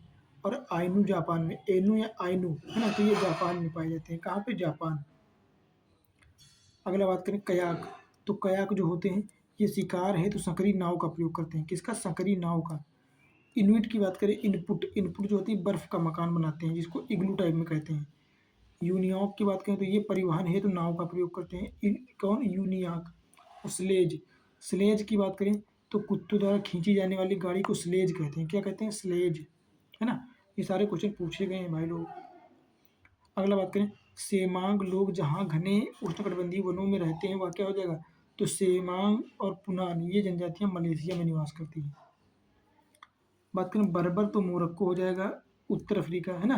और इनुइट की बात करें तो ये कनाडा हो जाएगा। इनपुट की बात करें तो इनपुट हो जाएगा, बर्फ़ का मकान बनाते हैं, और इनुइट जो है जहाँ कहाँ कनाडा में रहते हैं, कहाँ पे कनाडा। सेमांग की बात करें तो मलेशिया हो जाएगा, और वेद्दा श्रीलंका हो जाएगा, कहाँ पे वेद्दा श्रीलंका हो जाएगा। बात करें जुलू, तो जुलू दक्षिण अफ्रीका में निवास करती हैं जनजातियाँ, है ना। जुलू और बोर जनजातियाँ दक्षिण अफ्रीका की हो जाएंगी।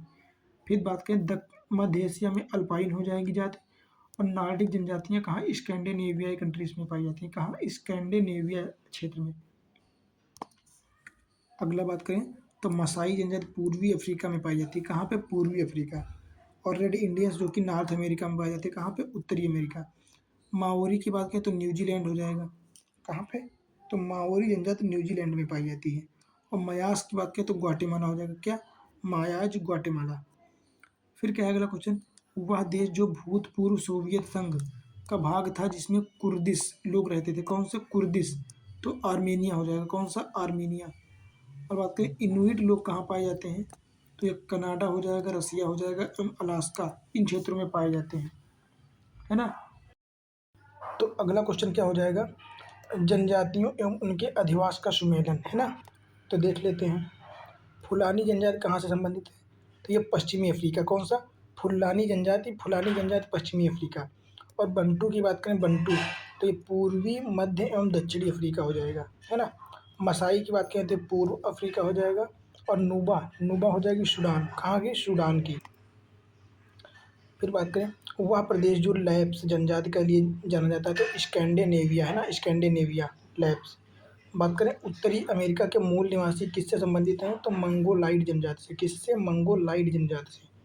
अब बात करें भाषा, तो एस्पेरांटो, ये कहाँ की भाषा है, कौन सी, एस्पेरांटो। तो ये विश्व भाषा के रूप में कार्य करने के लिए बनाई गई एक कृत्रिम भाषा है, कैसी, एक कृत्रिम भाषा है, इसको एस्पेरांटो कहते हैं, है ना। बात करें विश्व में सर्वाधिक व्यक्तियों द्वारा बोली जाने वाली भाषा कौन सी हो जाएगी, तो हो जाएगी मंदारिन, जो कि चाइनी भाषा, चीनी, है ना, मंदारिन चीनी विश्व में सबसे ज़्यादा बोली जाती है। बात करें वह देश जिसकी राजभाषा स्पेनिश नहीं है, तो कांगो गणराज्य, कांगो गणराज्य की राजभाषा स्पेनिश नहीं है। बात करें सिंगापुर की प्रमुख भाषाओं में शामिल है कौन कौन सी, एक तो मलय हो जाएगी जिसको राष्ट्रीय भाषा है, तमिल, अंग्रेजी, मंदारिन और चाइनीज, ये भाषाएं हो जाएंगी, है ना। अब हम लोग बड़े बात करेंगे आर्थिक भूगोल की, है ना, जो अर्थव्यवस्था से संबंधित हैं थोड़े से, जैसे कृषि हो गया, पशुपालन हो गया, परिवहन, इंडस्ट्रीज, है ना, ये सारी चीज़ें। तो सबसे पहले हम बात करेंगे कृषि एवं पशुपालन की। तो विश्व का वह देश जो गेहूं तथा चावल दोनों में संसार का सबसे बड़ा उत्पादक देश है, तो हो जाएगा चाइना, है ना, चाइना। और बात करें भारत, तो भारत का इन दोनों चीज़ों में नंबर दूसरा स्थान है ना, दूसरा स्थान है। बात करें चावल की कृषि के अंतर्गत सर्वाधिक क्षेत्र है, तो भारत में चावल की कृषि का सबसे ज़्यादा क्षेत्रफल है। बात करें वह देश जिसमें धान की उत्पादकता सर्वाधिक है, तो जापान हो जाएगी। उत्पादकता मतलब प्रति हेक्टेयर उत्पादकता, है ना, मतलब कम क्षेत्रफल पर अधिक उत्पादन, तो जापान करता है। फिर बात करें संकर धान की खेती सर्वाधिक कहाँ पे की जाती है, तो ये तो नो डाउट चाइना हो जाएगा, है ना। फिर बात करें विश्व का धान जीन बैंक, है ना, राइस जीन बैंक कहाँ पे हो जाएगा, तो ये फिलीपींस हो जाएगा। और ये आप लोगों को रटना पड़ेगा, है ना, पूछा जा सकता है, इंपॉर्टेंट है थोड़ा सा। अगला बात करें विश्व में गन्ने का सबसे बड़ा उत्पादक, तो ब्राज़ील हो जाएगा। बात करें विश्व में गन्ने का द्वितीय बृहत्तम उत्पादक, तो ये हो जाएगा भारत, कौन हो जाएगा, भारत। अगला क्वेश्चन है विश्व में चुकंदर के दो सबसे बड़े उत्पादक देश कौन कौन से हो जाएंगे, तो फ्रांस एवं रसिया हो जाएगा। कौन कौन, फ्रांस एवं रूस जो है सबसे बड़े उत्पादक हैं चुकंदर के। फिर बात करें चुकंदर से चीनी तैयार करता है, कौन सा हो जाएगा, तो यूक्रेन। जो यूक्रेन है यहाँ पे चीनी बनाई जाती है चुकंदर से, है ना। फिर बात करें विश्व में सबसे अधिक कपास का उत्पादन कहाँ पे होता है, तो ये भी चाइना हो जाएगा, है ना। अगला बात है कपास का प्रति हेक्टेयर उत्पादन सर्वाधिक कहाँ पे हो जाएगा, तो ऑस्ट्रेलिया में, मतलब कम क्षेत्रफल पर अधिक उत्पादन ऑस्ट्रेलिया में होता है, पर क्षेत्रफल की बात करें सबसे ज़्यादा उत्पादन तो चाइना हो जाएगा। अब बात करें वह देश जो अरंड तेल बीज, कौन सी, अरंडी के तेल बीज का सबसे बड़ा निर्यातक है, तो भारत हो जाएगा, कौन सा, भारत। तो ये भी एग्जाम के पॉइंट ऑफ व्यू से काफ़ी महत्वपूर्ण हो जाएगा, है ना। अगला प्रश्न देख लेते हैं कि विश्व में केले का सबसे बड़ा उत्पादक किसका, केले का, तो भारत हो जाएगा। विश्व में नारियल का सबसे बड़ा उत्पादक इंडोनेशिया हो जाएगा। केले का भारत, नारियल का इंडोनेशिया, और विश्व में फल उत्पादन में भारत दूसरे स्थान पर है। कौन से? दूसरे स्थान पर। और तंबाकू उत्पादन में चाइना नंबर 1 पर है। कौन सा? चीन है सबसे नंबर 1। फिर बात करें कौन सा कथन सही है, तो चीन विश्व में तंबाकू का सबसे बड़ा उत्पादक है, बिल्कुल सही बात है। और भारत विश्व में ज्वार का सबसे बड़ा उत्पादक। कौन सा? ज्वार, इसको मिलेट कहते हैं, है ना, मिलेट मतलब मोटा अनाज। अगला बात करें, विश्व में प्राकृतिक रबड़ का सबसे बड़ा उत्पादक थाईलैंड हो जाएगा। क्या हो जाएगा? थाईलैंड। और विश्व में प्राकृतिक रबड़ के 2 बड़े उत्पादक, एक तो थाईलैंड, दूसरा इंडोनेशिया। कौन कौन से? थाईलैंड और इंडोनेशिया हो जाएंगे। अगला क्या है प्रश्न, कि श्रीलंका में कॉफ़ी की कृषि बंद कर दी गई। क्यों? क्योंकि यहाँ पे पर्ड किट रोग के कारण, है ना, यहाँ पे पर्ड किट रोग जो था ये बहुत ज़्यादा मात्रा में फैल रहा था, है ना।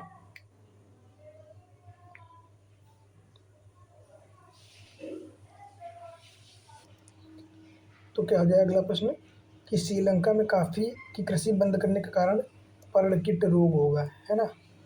अगला है कि विश्व में कहवा के 2 अग्रगण्य उत्पादक कौन कौन से हो जाएंगे। तो कहवा सबसे ज़्यादा कहाँ? ब्राज़ील में होता है, और दूसरा नंबर वियतनाम में होता है। ब्राज़ील में कहवा की मंडी को कहते हैं, कहवा की एक किस्म है जिसको फजेंडा कहते हैं, फजेंडा, है ना। अगला होगा, विश्व में कुल कहवा उत्पादन के प्रतिशत की दृष्टि से अगर देखें तो ब्राज़ील नंबर 1 पे होगा, है ना। और बात करें चाय उत्पादक सबसे बड़ा, है ना, विश्व में चाय का सबसे बड़ा निर्यातक देश तो कौन हो जाएगा? केन्या हो जाएगा, केन्या, है ना। अगला यहाँ पे सुमेलित करने को बताया गया है कि कहवा तो साओ पालो पठार में पाया जाता है। कहाँ पे? साओ पालो पठार में कहवा पाया जाता है। और जूट की बात करें तो गंगा डेल्टा मैदान, है ना, जो कि पश्चिम बंगाल साइड में। चावल की बात करें तो यांग टीसी मैदान। और गेहूं की बात करें तो ये प्रेरी मैदान, है ना, प्रेरी, नॉर्थ अमेरिका। अगला बात करें चावल, तो चावल कहाँ पाया जाता है सबसे ज़्यादा? तो सिक्यांग बेसिन, चाइना, है ना, चीन की सिक्यांग बेसिन। बात करें गेहूं की, तो गेहूं चाइना की हांगहो बेसिन में पाया जाता है। और चाय की बात करें तो श्रीलंका की कैंडी बेसिन। कौन सी? श्रीलंका की कैंडी बेसिन में जो है चाय पाई जाती है। फिर अगला बात करें कोको, तो कोको सबसे ज़्यादा कहाँ पे? कोको घाना में पाया जाता है। बात करें कहवा, तो आइवरी कोस्ट, है ना, आइवरी कोस्ट हो जाएगा। चाय की बात करें तो चाय केन्या हो जाएगा। और गन्ना जो कि दक्षिण अफ्रीका हो जाएगा। कहाँ पे? गन्ना दक्षिण अफ्रीका से संबंधित है। अगला बात करें यूएसए में कोना कॉफ़ी। कौन सी? कोना कॉफ़ी का उत्पादन कहाँ होता है? तो हवाई द्वीप में, जो कि ज्वालामुखी के लिए प्रसिद्ध है, मोना लोआ, है ना। बात करें वह कृषि क्षेत्र जिसमें छोटे क्षेत्रों में अधिक मानव श्रम की आवश्यकता होती है, तो उसको बागवानी कहते हैं, व्यापारिक बागवानी, है ना। कम क्षेत्र पर अधिक मेहनत से जो अधिक फसल उत्पादित की जाती है इसमें, है ना। अगला बात करें रबड़, तो रबड़ जो है मलेशिया से संबंधित है, सबसे ज़्यादा मलेशिया। कहवा की बात करें तो कोलंबिया हो जाएगा। जैतून की बात करें तो इटली। और गन्ना जो हो जाएगा ये मॉरिशस हो जाएगा। कहाँ पे? मॉरिशस, है ना। फिर यहाँ पे अग्रणी उत्पादक देश और पदार्थ की बात करें तो जो लौह अयस्क जो है सबसे ज़्यादा चाइना में उत्पादित होता है। कहाँ पे? चाइना में। बात करें दूध का उत्पादन सबसे ज़्यादा भारत में होता है। और बात करें पेट्रोलियम तो सऊदी अरब हो जाएगा। तथा प्राकृतिक रबड़ की बात करें तो हो जाएगा थाईलैंड। कहाँ पे? थाईलैंड। फिर यहाँ पे कुछ अगला कथन सही दिया गया है, तो देख लेते हैं। तो उष्णकटिबंधीय बागान समुद्र तटीय तट के किनारे झुंडों में पाई जाती हैं। अमेजन बेसिन में रबड़ की कृषि के लिए उत्तम भौगोलिक भौगोलिक दशाएं पाई जाती हैं। कहाँ पे? अमेजन बेसिन में। काहे कि रबड़ के लिए उत्तम भौतिक दशाएं पाई जाती हैं, है ना। परंतु बात करें तो यहाँ के कार्य करने वाले लोग जो होते हैं, कर्मकार, उनकी कमी है, थोड़ी सी श्रमिकों की कमी है ना। फिर बात करें बागान फसलें कौन कौन सी हो जाएंगी, तो ये तो सबको पता होगा। कॉफ़ी हो जाएगा, रबड़ हो जाएगा, मसाले, नारियल, है ना, ये सारी बागानी फसलें हो जाएंगी। अगला बात करें तो एक फसल प्रणाली, है ना, एक फसल प्रणाली जिसके अंतर्गत फसलों को रोपण किए गए पेड़ों की कतारों के मध्य के स्थान में उगाया जाता है, उसको क्या कहते हैं? इसको एले क्रॉपिंग क्या कहते हैं? क्या कहते हैं? एले क्रॉपिंग। फिर एक फसली कृषि होती है, उसको क्या कहते हैं? व्यापारिक अन्न कृषि, है ना, क्योंकि इसमें एक साथ एक ही फसल होती है। फिर बात करें चरवासी कृषियाँ कौन कौन सी हो जाएंगी, तो चेना, झूमिंग, मिल्पा, ये सारी हो जाएंगी। बात करें तुंग्या कृषि, तो तुंग्या कृषि ये कहाँ से संबंधित है? ये म्यांमार में पाई जाती है। जैसे झूम कृषि नॉर्थ ईस्ट में पाई जाती है, उसी प्रकार तुंग्या कृषि म्यांमार में पाई जाती है ना। फिर क्या है अगला, एक पौधा जिसमें नाइट्रोजन की कमी है, छोटे कद का विकास एवं हल्के हरे एवं पीले रंग की पत्तियों जैसे लक्षण दर्शाएगा, तो बिल्कुल सही बात है। अगला, नाइट्रोजन हरी पत्ती विकास के लिए जिम्मेदार होता है, तो ये दोनों सही हैं और एक दूसरे की व्याख्या भी करते हैं। अगला क्या है, जैव उर्वरक के रूप में किसका किसका प्रयोग किया जाता है? इसको मैं दे दूंगा 5 स्टार की रेटिंग, क्योंकि ये इतनी बार क्वेश्चन पूछा गया है, बता नहीं सकते। एक तो राइजोबियम हो जाएगा, एजोटोबैक्टर, एजोस्पिरेलम और नील हरित शैवाल ब्लू ग्रीन एल्गी, है ना। तो ये सारे बहुत इंपॉर्टेंट है। एक तो राइजोबियम हो जाएगा, एजोटोबैक्टर, एजोस्पिरिलम हो जाएगा और नील हरित शैवाल हो जाएगा, ये सारी चीज़ें है ना। अगला क्या है, एजोला एनाबिना जैव उर्वरक का प्रयोग करता है, तो चारोल के लिए, काहे के लिए? चारोल के लिए। बाकी जैविक खाद के रूप में एजोला का प्रयोग किया जाता है ना। अगला हो जाएगा, धान की फसल की पैदावार बढ़ाने के लिए जैव उर्वरक के रूप में किसका प्रयोग किया जाता है? तो ब्लू ग्रीन एल्गी का प्रयोग किया जाता है। किसका? ब्लू ग्रीन एल्गी का, है ना।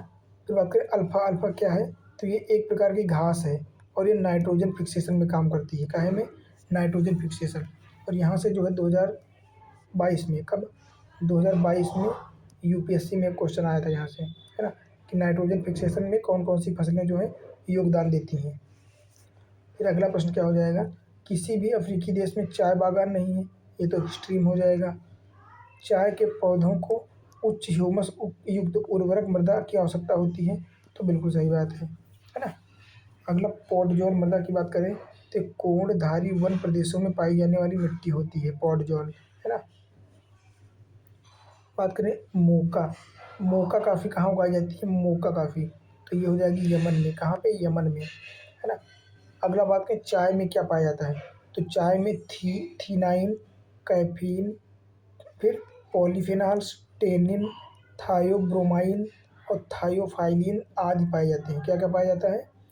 देख लीजिए, थीनाइन, कैफीन, पॉलीफेनाइल्स, टेनिन और थियोब्रोमाइन, थियोफाइलिन और आदि तत्व, ये सब चीज़ें जो है पाई जाती हैं। फिर हम बात करें अगला, क्या है अगला क्वेश्चन, कि कृषि के अंतर्राष्ट्रीय समझौते के अनुसार ग्रीन बॉक्स की सब में कौन कौन सी चीज़ें शामिल है ग्रीन बॉक्स में? तो इसमें कृषि अनुसंधान और पादप संरक्षण संबंधी आर्थिक सहायता या सब्सिडी दी जाना ग्रीन बॉक्स के अंतर्गत आता है, जो कि किसी भी प्रकार की विकृति को उत्पन्न नहीं करती हैं, है ना। बात करें हीरोइन, तो हीरोइन अफीम पोस्ता से प्राप्त की जाती है। कहाँ से? अफीम पोस्ता से। अगला है स्वर्णिम अर्धचंद्र, है ना, स्वर्णिम अर्धचंद्र, ये कौन कौन से देशों से मिलकर बना होता है? तो अफगानिस्तान, ईरान और पाकिस्तान, है ना। कैसे अर्धचंद्र? ऐसे बना होता है ऐसे, तो यहाँ पे पाकिस्तान होता है, ये अफगानिस्तान और ये ईरान, है ना। ये तीनों मिलके जो है स्वर्णिम अर्धचंद्र का निर्माण करते हैं, है ना। अगला हो जाएगा वह देश समूह जहाँ मक्का मुख्य भोजन के रूप में प्रयोग किया जाता है, तो ये अफ्रीकी देश हो जाएगा। कौन सा? मध्य अफ्रीका में। अगला बात है सैक्रामेंटो सान जोआक्विन घाटी, जो अमेरिका में अंगूर और सिट्रस नींबू वंश के फलों के उत्पादन के लिए जो है विख्यात है, तो कैलिफोर्निया घाटी हो जाएगी। कौन सी? कैलिफोर्निया राज्य, है ना। अगला है कि यूरोप में भूमध्य सागरीय क्षेत्र में व्यापारिक अंगूर की खेती विशिष्ट है, तो बिल्कुल सही बात है। अगला है कि उसका 85% अंगूर शराब के बनाने में प्रयोग किया होता है, तो ये दोनों सही हो जाएंगे और एक दूसरे की व्याख्या भी करते हैं। अगला क्वेश्चन है कि पहली बार उच्च उपज किस्म के बीज विकसित किए गए थे, कहाँ पे? तो मैक्सिको में। कहाँ पे? मैक्सिको में। बात करें कत्था बनाने हेतु जिस पेड़ की लकड़ी का प्रयोग किया जाता है, वो कौन सी होगी? तो खैर, कत्था खैर की लकड़ी से बनाया जाता है। बात करें अफ्रीका में मूंगफली की फसल होती है कौन से देश में? तो गैम्बिया में। कौन सा? गाम्बिया में, है ना। बात करें मूंगफली का मूल स्थान, तो ब्राज़ील हो जाएगा। कहाँ? ब्राज़ील। अगला हो जाएगा शहतूत, जो विश्व का सबसे सुंदर, गर्म और हल्का ऊन माना जाता है, वो कहाँ पैदा होता है? तो चीन के तिब्बत में। कहाँ पे? चीन के तिब्बत में उगाया जाता है। शहतूत शाल बनाई जाती है, तो काहे के? चीरू के बालों से। किसके? चीरू के बालों से। अगला बात करें एपीकल्चर एक वैज्ञानिक विधि है जो संबंधित है, तो एपीकल्चर जो है शहद उत्पादन से, शहद के उत्पादन से संबंधित है। फिर अगला क्या हो जाएगा, विटीकल्चर, जो कि अंगूर उत्पादन से संबंधित है। फिर बात करें, यहाँ पे कुछ दी गई हैं। फूलों की खेती को फ्लोरिकल्चर कहते हैं, फसलों की खेती करना एग्रोनॉमी, सब्जियों को ओलेरीकल्चर, और फलों की खेती पोमोलॉजी कहलाती है। क्या, पोमोलॉजी। रेशम उत्पादन में विश्व में सबसे आगे कौन है, तो चाइना हो जाएगा, और भारत का स्थान द्वितीय है। कौन सा, द्वितीय। अगला क्वेश्चन है कि ऑस्ट्रेलिया में गो पशुपालन जितना दूध के लिए है उसकी अपेक्षा मांस के लिए अधिक किया जाता है। तो ये बिल्कुल सही बात है। ऑस्ट्रेलिया में जो है गौ पालन, पशुओं का पालन दूध की अपेक्षा मांस के लिए ज़्यादा किया जाता है। ऑस्ट्रेलिया वासी परंपरागत रूप से मांसाहारी हैं, तो ये तो सही ही है ना। बात करें, विश्व की बृहत्तम पशुधन समष्टि कहाँ पे है, तो चाइना में। सबसे ज़्यादा पशु चाइना में है। फिर बात करें, यूरोप एवं उत्तरी अमेरिका में बीफ की एक सुरक्षित एवं स्वस्थ खाद्य को छवि किसने नष्ट किया, इसकी छवि को किसने नष्ट किया, तो मैड काऊ रोग ने। किसने, मैड काऊ रोग ने। विश्व में सर्वाधिक दूध उत्पादक देश, तो भारत हो जाएगा। दुग्ध के अग्रणी उत्पादकों में कौन कौन से होंगे, तो सबसे आगे भारत होगा, फिर यूएसए हो जाएगा, और फिर चाइना आएगा। अगला बात करें, मक्का उत्पादन में विश्व में प्रथम स्थान पर कौन है, तो यूएसए हो जाएगा। कौन सा, संयुक्त राज्य अमेरिका। फिर बात करें, चीनी का कटोरा किसको कहते हैं, तो क्यूबा को कहते हैं। किसको, चीनी का कटोरा क्यूबा को कहते हैं, क्यूबा।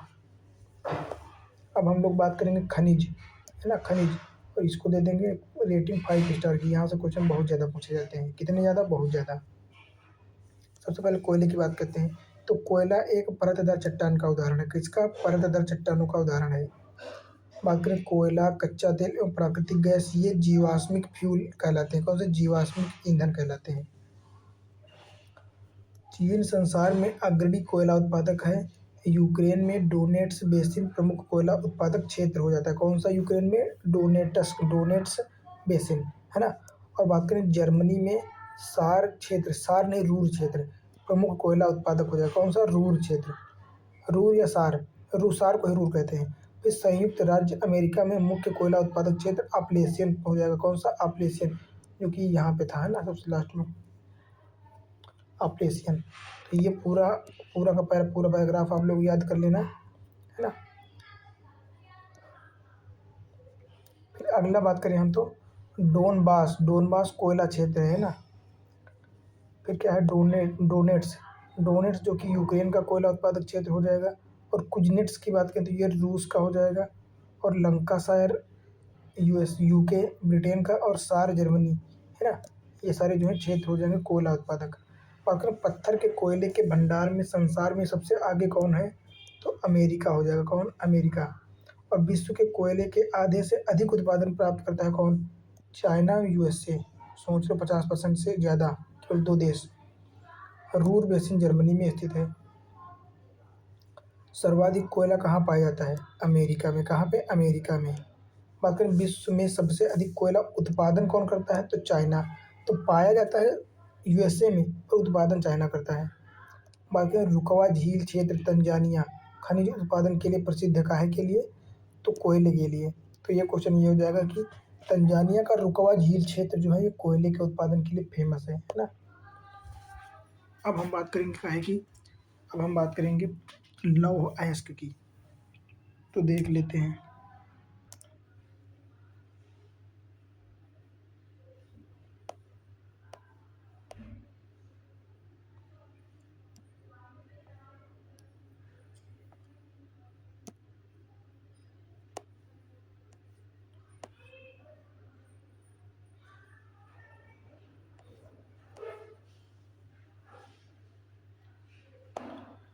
तो कौन सा हो जाएगा, चिली हो जाएगा, है ना।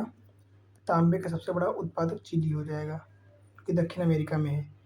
विश्व में अभी भी चिली तांबे का महत्वपूर्ण उत्पादक है। सही बात है। चिली विश्व के विशालतम पोर्फिरी ताम्र निक्षेपों, कहाँ, पोर्फिरी ताम्र निक्षेपों में संपन्न है। तो ये एक दूसरे का मतलब, ये भी सही है और ये भी सही है, पर इसका एक कारण नहीं है ना। अगले की बात करें, तो अफ्रीकी देश जाम्बिया में तांबे के विपुल भंडार हैं, फिर भी इस देश की आर्थिक प्रगति नहीं हो पा रही। क्योंकि यहाँ पे कोई समुद्री बंदरगाह नहीं है, ठीक है। और दूसरे कारण की बात करें तो यहाँ पे जो है इंडस्ट्रीज भी कम, वो रिफाइनरीज भी कम है। क्या? शोधन संस्थान कम है ना। शोधन संस्थान मतलब जो खनन के कार्य करते हैं, है ना। खनन की व्यवस्था उतनी अच्छी नहीं है। बात करें जापान लगभग आत्मनिर्भर है काहे में? तांबे के लिए। विश्व में स्वर्ण भंडार की बात करें तो सबसे आगे होगा चीन, फिर ऑस्ट्रेलिया, फिर रूस और फिर अमेरिका, है ना। ऑस्ट्रेलिया में स्थित कालगुर्गी, कौन सी? कालगुर्गी, ये स्वर्ण उत्पादन के लिए प्रसिद्ध है, कालगुर्गी, है ना। बात करें कूलगार्डी, कालगुर्गी, फिर कूलगार्डी ऑस्ट्रेलिया के जिस प्रांत में स्थित है तो वो ऑस्ट्रेलिया का पश्चिमी क्षेत्र हो जाएगा, कौन सा? Western Australia. और जोहान्सबर्ग जो कि दक्षिण अफ्रीका में स्वर्ण उत्पादन करता है, खनन करता है ना। अगला बात करें वह देश जो भारत का सर्वाधिक स्वर्ण निर्यात करता है, तो भारत में सबसे ज़्यादा सोना स्विट्जरलैंड से आता है। कहाँ से? स्विट्जरलैंड, है ना। अगला बात करें तो विश्व में चांदी का सबसे बड़ा उत्पादक मैक्सिको हो जाएगा। और बॉक्साइट की कच्ची धातु सबसे ज़्यादा एल्यूमिनियम की कच्ची धातु है। बॉक्साइट जो है एल्यूमिनियम का अयस्क है। फिर बात करें विश्व में एल्यूमिनियम का सबसे बड़ा उत्पादक चीन हो जाएगा, कौन सा? चीन। टिन टिन कहाँ मिलता है? टिन, तो टिन का उत्पादन जो है प्लासर निक्षेपों से मिलता है। कहाँ से? प्लासर निक्षेप। संसार में टिन उत्पादन में सबसे अग्रणी चीन हो जाएगा। बात करें संसार के 3 अग्रगण्य पेट्रोलियम, तो इसमें सबसे आगे सऊदी अरब, फिर यूएस, फिर रसिया, ये 3 हो जाएंगे। फिर बात करें विश्व में पेट्रोलियम का सबसे बड़ा, तो सऊदी अरब हो जाएगा। मध्य पूर्व के प्रमुख तेल उत्पादक देशों का सही क्रम क्या होगा? तो सबसे पहले सऊदी अरब आएगा, फिर संयुक्त अरब अमीरात आएगा, फिर ईरान, फिर इराक और इसके बाद कुवैत आएगा, है ना। फिर क्या दिया गया है अगला क्वेश्चन कि मध्य पूर्व में संसार के पेट्रोल के लगभग 60% के भंडार हैं। कितने? 60%। और अलास्का में टेक्सास के समतुल्य पेट्रोलियम भंडार पाया जाता है। कहाँ पे? अलास्का में, है ना। फिर बात करें यूएसए पेट्रोलियम का प्रमुख उत्पादक एवं प्रमुख आयातक दोनों ही है ना। मतलब उत्पादक और आयातक दोनों काम करता है यूएसए। दक्षिण पूर्वी एशिया का सबसे बड़ा खनिज उत्पादक देश कौन सा हो जाएगा? तो इंडोनेशिया। कौन सा? इंडोनेशिया। फिर बात करें विश्व का सबसे बड़ा प्रमाणित तेल भंडार, तो वेनेजुएला हो जाएगा। विश्व का सबसे बड़ा प्रमाणित तेल भंडार सोच सकते हैं ये कहाँ हो जाएगा? वेनेजुएला, जो कि दक्षिण अमेरिका में है। वह देश जो गैसो हाल का सबसे बड़ा उत्पादन एवं उपभोक्ता है, तो यूएसए हो जाएगा। कौन? यूएसए। तेल की वैश्विक कीमतों के संदर्भ में ब्रेंट कच्चे तेल, क्या? ब्रेंट क्रूड ऑयल का समाचारों में प्रायः उल्लेख किया जाता है। यह कच्चे तेल का एक प्रमुख वर्गीकरण है। यह उत्तरी सागर से प्राप्त किया जाता है। कहाँ से? उत्तरी सागर से। अगला प्रश्न क्या हो जाएगा? 2009 के पूर्वार्ध में पीस पाइपलाइन नामक व्यावसायिक समझौता हुआ था किसके साथ? तो ईरान एवं पाकिस्तान के मध्य। किसके किसके? ईरान एवं पाकिस्तान के मध्य। तो बात करूँ वह देश जिसमें 1857 ईस्वी में खनिज तेल आर्थिक स्तर पर निकाला गया था, तो रोमानिया हो जाएगा, रोमानिया। जैव ईंधन बनाया जाता है किस किस चीज़ से? तो गन्ना हो जाएगा, मक्का, सोयाबीन, रेप सीड एवं जेट्रोफा, इनसे जो है क्या जैव ईंधन बनाया जाता है। अब बात करते हैं यूरेनियम की। तो संसार में यूरेनियम का अग्रगण्य क्या हो जाएगा? कजाकिस्तान। सबसे ज़्यादा यूरेनियम कजाकिस्तान, है ना, उत्पादन में। बात करें वह देश जो यूरेनियम का प्रमुख उत्पादक है, तो कनाडा भी हो जाएगा। कौन? कनाडा। दुनिया में सर्वाधिक आणविक खनिज उत्पादन कौन करता है? तो कजाकिस्तान हो जाएगा। और यूरेनियम का सर्वाधिक भंडार तो ऑस्ट्रेलिया हो जाएगा, है ना। उत्पादन जरूर करता है कजाकिस्तान, लेकिन भंडार ऑस्ट्रेलिया में है। विश्व में यूरेनियम का बृहत्तम भंडार कहाँ है? ऑस्ट्रेलिया में। और बात करें यूरेनियम सिटी स्थापित करने का श्रेय किसको दिया जाएगा? तो कनाडा को। किसको? कनाडा को। वह खनिज जिससे रेडियम प्राप्त होता है, तो पिच ब्लेंड हो जाएगा। क्या? Pitch blend. फिर बात करें वह देश जो बहुत महत्वपूर्ण यूरेनियम अयस्क निक्षेप के लिए जाना जाता है, तो ये कनाडा हो जाएगा। क्या? कनाडा, है। अब बात करेंगे खनिज और विविध। तो प्राकृतिक कपूर का उत्पादन कहाँ से प्राप्त किया जाता है? प्राकृतिक कपूर कहाँ से प्राप्त होता है? तो चीन तथा जापान के एक देशज वृक्ष से। कहाँ से? चीन और जापान में एक देसी स्थानीय वृक्ष है, उससे पाया जाता है प्राकृतिक कपूर। फिर क्या है? वह खनिज जो लौह अलौह धातुओं को दर्शाता है, जैसे निकेल हो गया, जस्ता, तांबा और एल्यूमिनियम। ये जो है ये अलौह अलौह धातुएं हैं। कौन सी? अलौह धातुएं। फिर बात करें कोयला क्षेत्र, तो कोयला का उत्पादक क्षेत्र क्या हो जाएगा? कारागंड बेसिन। सोने के लिए प्रसिद्ध बेसिन हो जाएगी हाई वेल्ड। लौह अयस्क के लिए क्रिबोई रॉग, क्या? क्रिबोई रॉग। और खनिज तेल के लिए सान जोक्विन घाटी। कौन सी? सान जाक्विन घाटी। तांबे की बात करें तो एरिजोना हो जाएगा। क्या हो जाएगा? तांबे के लिए एरिजोना हो जाएगा। बात करें खनिज तेल, तो खनिज तेल कहाँ संबंधित है? वेनेजुएला। तांबा जाम्बिया से संबंधित है। मैग्नीज का प्रमुख उत्पादक गैबॉन। और बॉक्साइट तो गुयाना हो जाएगा, है ना, जो कि एल्यूमिनियम का अयस्क है। फिर बात करें डोनडास, कौन सा? डोनबास क्षेत्र कोयले से संबंधित है। डोनबास क्षेत्र कोयले से संबंधित है। और मेसाबी की बात करें तो लौह अयस्क। मोसुल खनिज तेल से संबंधित है। और ट्रांसबाल जो कि ऑस्ट्रेलिया में सोने से संबंधित है। बात करें लौह अयस्क, इसके लिए मेसाबी हो जाएगा। खनिज तेल बाकू अजरबैजान। तांबे की बात करें तो बिंघम हो जाएगा, है ना। Uranium port radium.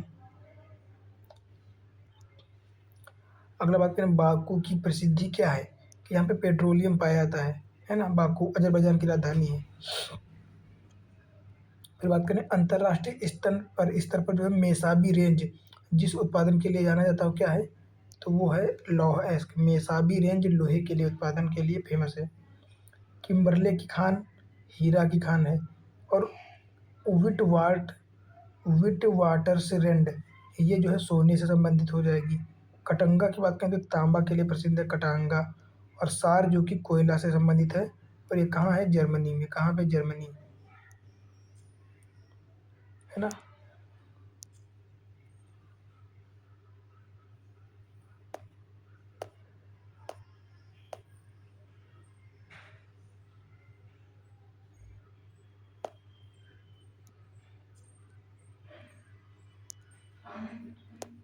अगला क्या हो जाएगा? संसार में टाइटेनियम का अग्रणी कौन हो जाएगा? तो चीन हो जाएगा। क्या? चीन। फिर बात करें विश्व में बॉक्साइट का बृहत्तम उत्पादक ऑस्ट्रेलिया हो जाएगा। और बात करें चिली काहे के लिए प्रसिद्ध है, तो चिली नाइट्रेट के लिए प्रसिद्ध है। काहे के लिए? नाइट्रेट के लिए।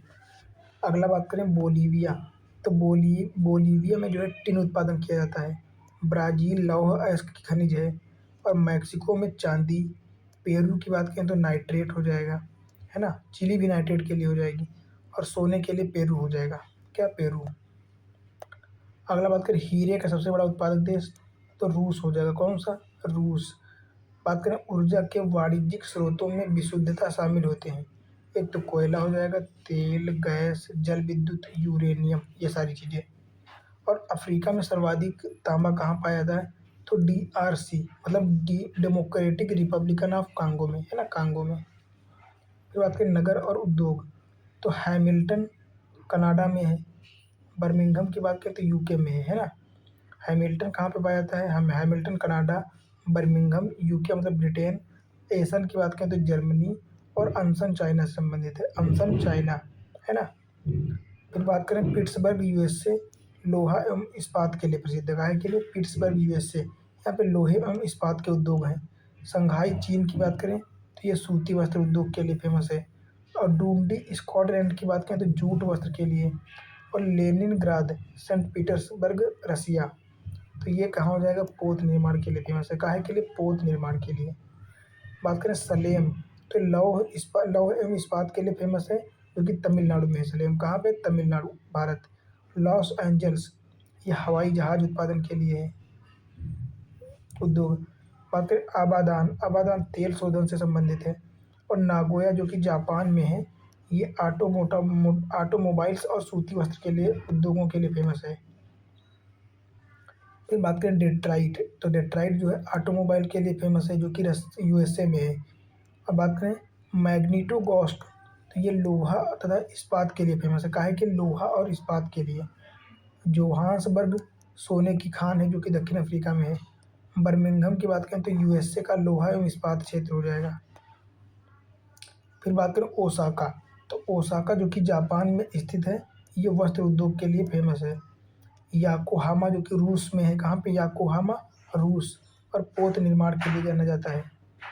बात करें ह्यूस्टन, ह्यूस्टन जो है तेल एवं प्राकृतिक गैस के लिए जाना जाता है। अनसन की बात करें तो ये चीन का लौह एवं इस्पात उद्योग है। कहाँ का? चीन का। हवाना की बात करें तो ये क्यूबा में है, जो कि सिगार के लिए फेमस है। काहे के लिए?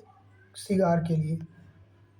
इनके देश भी आप लोग याद रखना, जैसे मैं बता रहा हूँ ना कि अनसन चीन में, हवाना क्यूबा में, तो ये रट लेना आप लोग, क्योंकि पूछा जाता है।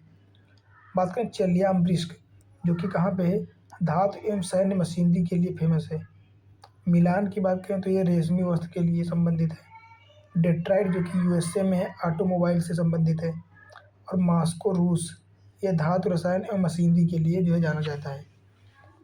बात करें ओसाका, तो ये सूती वस्त्र उद्योग जो कि जापान का है, ओसाका है ना। फिर बात करें शेफील्ड, तो शेफील्ड कटलरी उद्योग यहाँ पे फेमस है। और वेनिस की बात करें तो वेनिस में कांच का निर्माण किया जाता है। और ग्लासगो जो कि कहाँ है? ग्लासगो पौध निर्माण के लिए जाना जाता है ना। फिर बात करें ओट्टावा, जो कि कनाडा में है, तो कागज निर्माण के लिए। काहे के? कागज निर्माण के लिए। अगला बात करें ह्यूस्टन, तो ह्यूस्टन जो कि यूएसए में है, ये टेक्सास यूएसए में है। स्पैरोज पॉइंट की बात करें तो मैरीलैंड यूएसए हो जाएगा। और न्यू ऑर्लियंस, ये लुइजियाना।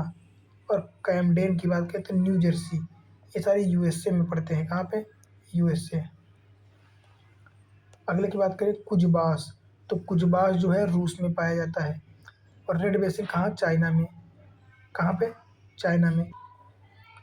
तो कुजबास क्षेत्र रूस में, रेड बेसिन चाइना, और ब्रिस्टल जो कि इंग्लैंड में हो जाएगा, यूके। और न्यू साउथ वेल्स ये ऑस्ट्रेलिया का हो जाएगा, है ना। आगे बात करें किनकी, तो किनकी औद्योगिक क्षेत्र जापान का हो जाएगा, है ना। कैंटन चीन का हो जाएगा। और लॉरेन की बात करते हैं फ्रांस, तथा बेलो हॉरिजॉन्टले ये ब्राज़ील का। कहाँ का? ब्राज़ील का। अगला बात करें क्वींसलैंड, कौन सा? क्लीवलैंड, क्लीवलैंड जो है लोहा एवं इस्पात के लिए फेमस है। काहे के लिए? लोहा एवं इस्पात के लिए फेमस है। क्लीवलैंड। मेसाबी रेंज की बात करें तो लोहा एस के लिए फेमस है। और फिलाडेल्फिया जो कि पोत निर्माण के लिए जाना जाता है। काहे के लिए? पोत निर्माण के लिए। अगले की बात करें लंकासार प्रदेश, तो ये ब्रिटेन का है। कहाँ? यूके। बाकी है रूर प्रदेश, जर्मनी से संबंधित है। और कैहिन प्रदेश, कौन सा? कैहिन, ये जापान से। फिर बात करें दक्षिणी अप्लेशियन प्रदेश, तो ये यूएसए से संबंधित है। कहाँ से? उत्तरी अमेरिका। ऊन का सबसे बड़ा उत्पादक चीन हो जाएगा। क्या हो जाएगा? चीन। और ऊनी वस्त्र उत्पादन केंद्रों से जर्मनी संबंधित है। ऊपरताल, कौन सा? ऊपरताल। बात करें विश्व में सूती वस्त्रों का अग्रणी उत्पादक चाइना हो जाएगा। और फुटलूज उद्योग, कौन से? फुटलूज उद्योग का एक उदाहरण है सॉफ्टवेयर, है ना। सॉफ्टवेयर मतलब इसके फुटलूज सॉफ्टवेयर फुटलूज उद्योग ऐसे होते हैं जिनमें किसी कच्चे माल को ले जाने लाने की आवश्यकता नहीं पड़ती है, और ना ही उसके लिए किसी विशेषता की आवश्यकता, मतलब उसको कहीं भी स्थापित किया जा सकता है। फिर बात करें वह उद्योग जिसकी अवस्थिति के लिए कच्चे माल की उपलब्धि आवश्यक नहीं होती है, तो हो जाएगा इलेक्ट्रॉनिक्स, जैसे सॉफ्टवेयर, ये सारी चीज़ें, है ना। जापान विश्व के अग्रणी औद्योगिक देशों में से एक है, क्योंकि उसके पास उच्च तकनीकी क्षमता है। कैसी? उच्च तकनीकी क्षमता। बाकी रूर औद्योगिक प्रदेश कहाँ से है? तो जर्मनी। फ्लैंडर्स औद्योगिक प्रदेश, कौन सा? फ्लैंडर्स। तो फ्लैंडर्स हो जाएगा बेल्जियम एवं फ्रांस। स्कॉटलैंड की बात करें तो ये यूके में हो जाएगा। और न्यू इंग्लैंड की बात करें तो ये यूएसए में हो जाएगा। कहाँ पे? New England, USA. अगला बात करें तो इसमें कौन सा कथन जो है सत्य है, देख लेते हैं। खोई, खोई को ऊर्जा उत्पादन के लिए जैव मात्रा ईंधन के रूप में प्रयुक्त किया जाता है, जो शीरे को एथेनॉल उत्पादन के लिए प्रयुक्त किया जाता है। खोई जानते होंगे शायद आप लोग, जैसे गन्ने को जब पेरा जाता है, गन्ने का जब जूस निकाला जाता है, तो उसमें से जो वेस्ट निकलता है उसको खोई कहते हैं, है ना। खोई। अगला बात करें तो कागज लुगदी बनाने हेतु काष्ठीय कच्चा पदार्थ के रूप में प्रयुक्त किया जाता है। क्या? पॉपुलर, पॉपुलर का एक वृक्ष होता है पॉपुलर, है ना, उसका प्रयोग किया जाता है। बाजार आधारित लौह एवं इस्पात के कारखाने कहाँ पाए जाते हैं? तो ये जापान हो जाएगा। अगला बात करें ओसाका को पूर्व का मानचेस्टर कहा जाता है। किसको? ओसाका को। और जापान के सभी लोहा इस्पात उद्योग केंद्र कहाँ पर? दक्षिणी तटीय क्षेत्रों में स्थित है। कहाँ पे? दक्षिण तटीय क्षेत्रों में स्थित है। ये बहुत इंपॉर्टेंट पॉइंट है दोनों। है ना। अगला पॉइंट क्या है कि जापान का उत्तरी क्यूशू क्षेत्र ऑटोमोबाइल के लिए जाना जाता है, काहे के लिए, ऑटोमोबाइल के लिए, है ना। तो ये तीनों पॉइंट आप लोग रट लेना, एकदम रट लेना। फिर अगला बात करें, जोहान्सबर्ग, न्यूयॉर्क, लंदन एवं सिंगापुर, ये धातु के व्यापार का सबसे बड़ा केंद्र इनमें से कौन सा हो जाएगा, तो इनमें से लंदन हो जाएगा, क्या, लंदन, है ना। अगला बात करें, कागज उद्योग कहाँ पाए जाते हैं, तो ओंटारियो कनाडा। रासायनिक चीज़ें, तो ये टेक्सास हो जाएगा, यूएसए। और मोटर कार, नागोया, जापान, है ना। अब बात करें परिवहन की, तो संसार में उत्तरी अटलांटिक नौ परिवहन मार्ग का सबसे अधिक व्यस्त समुद्री मार्ग है, तो जाहिर सी बात है वह संसार के दो मुख्य औद्योगिक क्षेत्रों को जोड़ता है, तो ये दोनों सही हैं, क्योंकि दो क्षेत्रों को तो वैसे भी जोड़ेगा कोई भी मार्ग हो, है ना। अगला प्रश्न क्या हो जाएगा, संसार का सर्वाधिक व्यस्त महासागरीय मार्ग कौन सा हो जाएगा, तो उत्तरी अटलांटिक महासागर, है ना, नॉर्थ अटलांटिक सी। बात करें दिल्ली से टोक्यो, दिल्ली से टोक्यो जापान तक की उड़ान के हवाई पत्तन कौन कौन से आते हैं, एक तो बैंकॉक आएगा थाईलैंड का, फिर वियतनाम का हनोई आएगा, हांगकांग आएगा और फिर ताइवान का ताइपे आएगा, ये 4 हवाई अड्डे आएंगे। फिर बात करें पर्थ से लंदन, कहाँ से, पर्थ ऑस्ट्रेलिया से लंदन का लघुत्तम मार्ग क्या होगा, तो पर्थ से होकर मुंबई, मुंबई से रोम, रोम से लंदन। बात करें लुफ्थांसा विमान सेवा कहाँ की है, जर्मनी की, तो लुफ्थांसा विमान जो सेवा है जर्मनी की है, कहाँ की, जर्मनी की।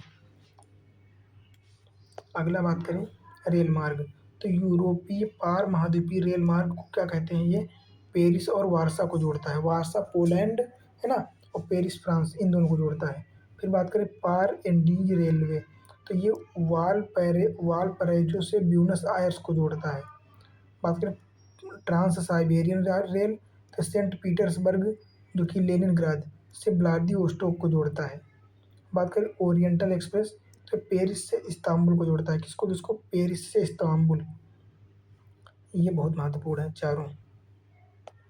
अगला बात करें कैनेडियन पैसिफिक रेलवे जिन दो स्टेशनों को जोड़ता है कौन कौन से, मॉन्ट्रियल और वैंकूवर, मॉन्ट्रियल कनाडा और वैंकूवर ये कहाँ हो जाएगा, ये यूएसए में है शायद, वैंकूवर।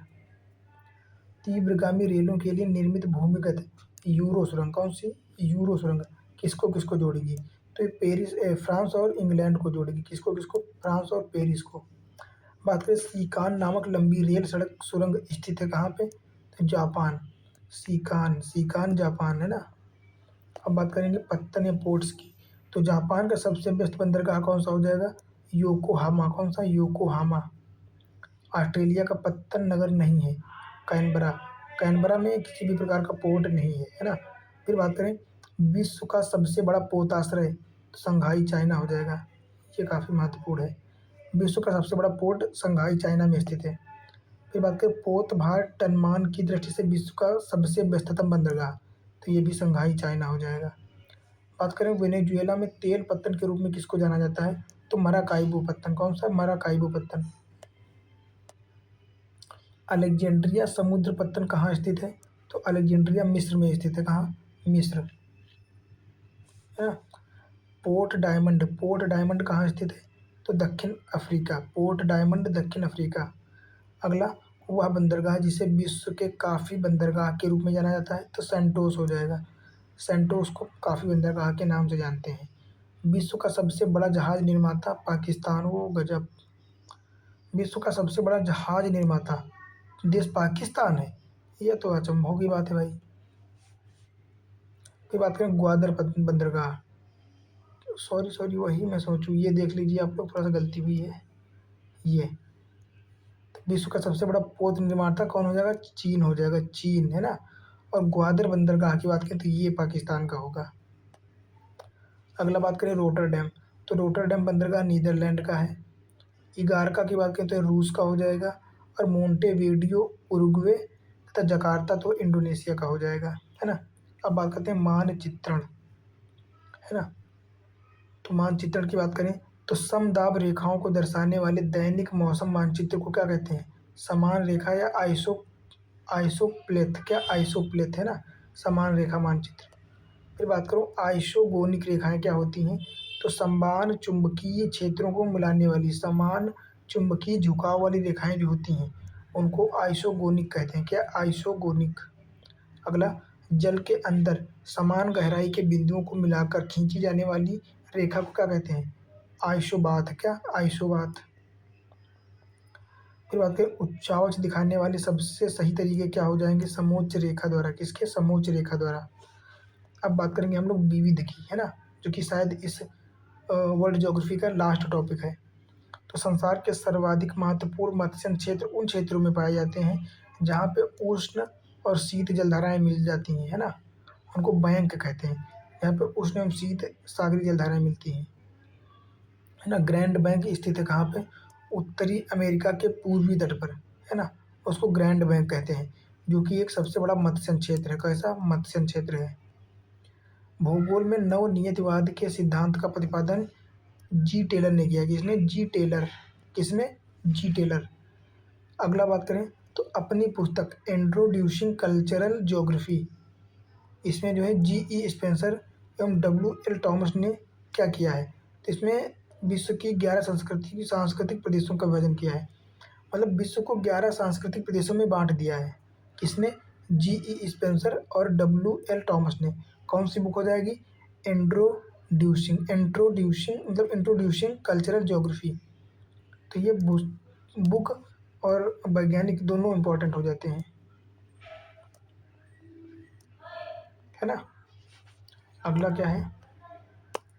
अगला हो जाएगा सुमेलित करना है।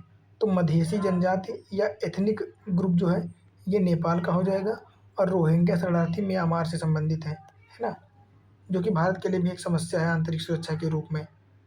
फिर बात करें क्यूबा को विश्व का चीनी का कटोरा कहते हैं। किसको? क्यूबा को। तो ये क्वेश्चन यहाँ से ये मिल गया।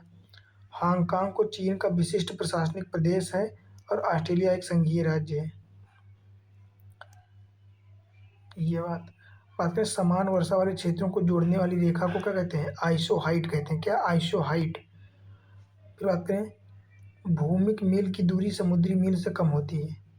भौमिक मूल की दूरी मतलब भूमि जो स्थलीय मील 1 मील और समुद्री 1 मील की बात करें तो समुद्री 1 मील जो होता है वो बड़ा होता है अपेक्षाकृत स्थलीय 1 मील से।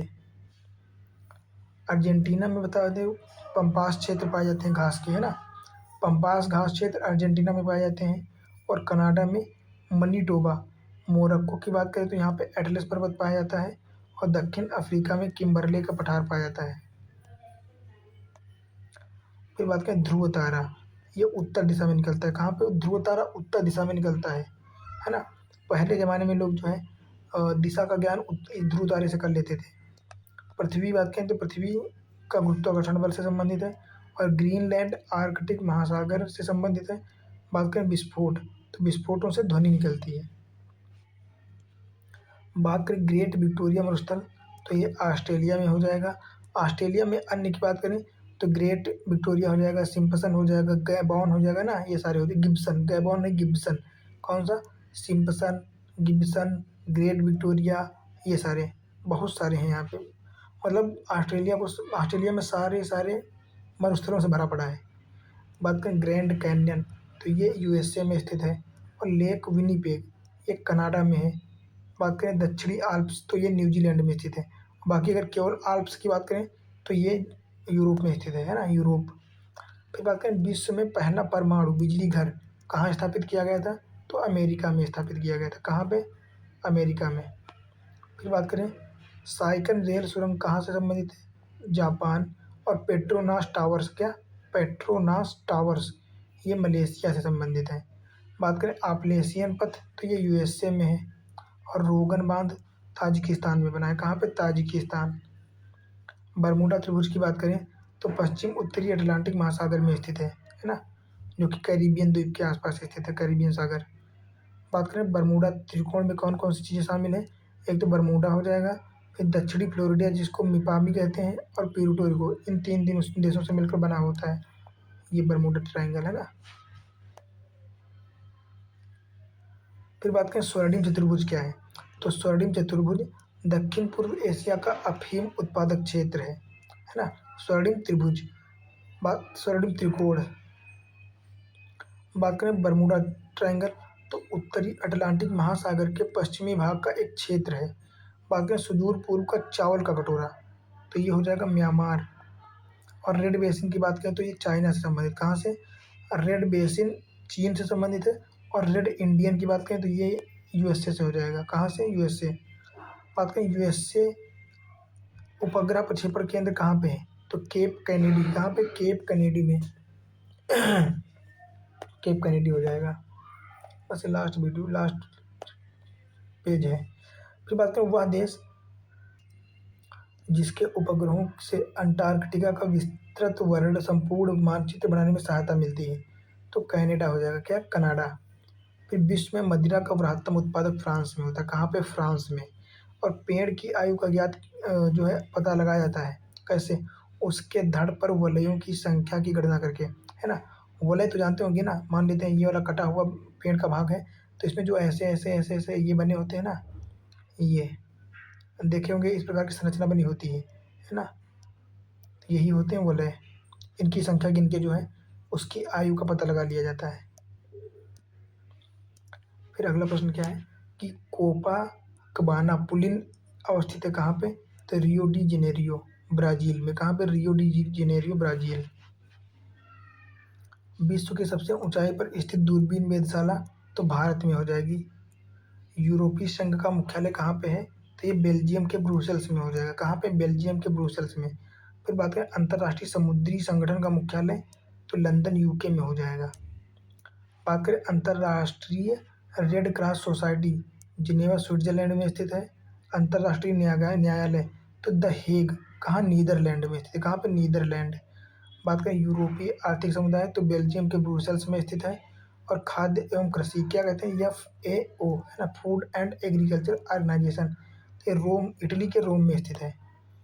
अगला बात करें पूर्व की ओर देखो नीति के संदर्भ में कौन सा कथन सही है, तो भारत पूर्वी एशियाई मामलों में स्वयं को एक महत्वपूर्ण क्षेत्रीय नायक के रूप में स्थापित करना चाहता है। भारत अपने दक्षिण पूर्वी तथा पूर्वी एशियाई पड़ोसियों के साथ ऐतिहासिक एवं सांस्कृतिक संबंध पुनः स्थापित करना चाहता है। यही है लुक ईस्ट नीति का जो है उद्देश्य। फिर बात करें कैलाश मानसरोवर तीर्थ यात्रा के लिए वीजा लेना कहाँ से पड़ता है, चीनी तिब्बत में, कहाँ पे, चीनी तिब्बत में। बात करें ऑस्ट्रेलिया वासी क्रिसमस मनाते हैं गर्मी के मौसम में, कब, गर्मी के मौसम में। बात करें वह देश जिसको आसियान में केवल वार्ता भागीदार के रूप में शामिल किया गया है, तो भारत। भारत एक सदस्य नहीं है, ये केवल वार्ताओं में भाग ले सकता है। जैसे हमारे वहाँ महाधिवक्ता महान्यायवादी होते हैं, ये ना तो वोटिंग कर सकते हैं ना कुछ, बस ये केवल भाग ले सकते हैं और अपनी बातें रख सकते हैं, है ना। तो सार्क का मुख्यालय कहाँ हो जाएगा, सार्क का मुख्यालय हो जाएगा काठमांडू, नेपाल। और लीनिंग टावर ऑफ पीसा, तो ये इटली में स्थित है, पीसा की मीनार। और एलिसी पैलेस, ये फ्रांस में स्थित है, कहाँ पे, फ्रांस। उड़ाका पक्षियों में सबसे ऊंचे कद वाला कौन सा हो जाएगा, तो सारस होगा, सारस, सारस है, क्राउन, है ना, क्राउंच। सबसे अधिक डाकघर वाला देश, तो भारत हो जाएगा, क्या, भारत। बात करें चेरनोबिल परमाणु आपदा घटित हुई थी, तो ये यूक्रेन से संबंधित है, कहाँ से, यूक्रेन से। फिर बात करें लीप फॉरवर्ड पॉलिसी, कौन सी, लीप फॉरवर्ड पॉलिसी के कारण भुखमरी से 2 लाख लोगों की मृत्यु हो गई, कहाँ पे, चीन में, कहाँ पे, चीन में।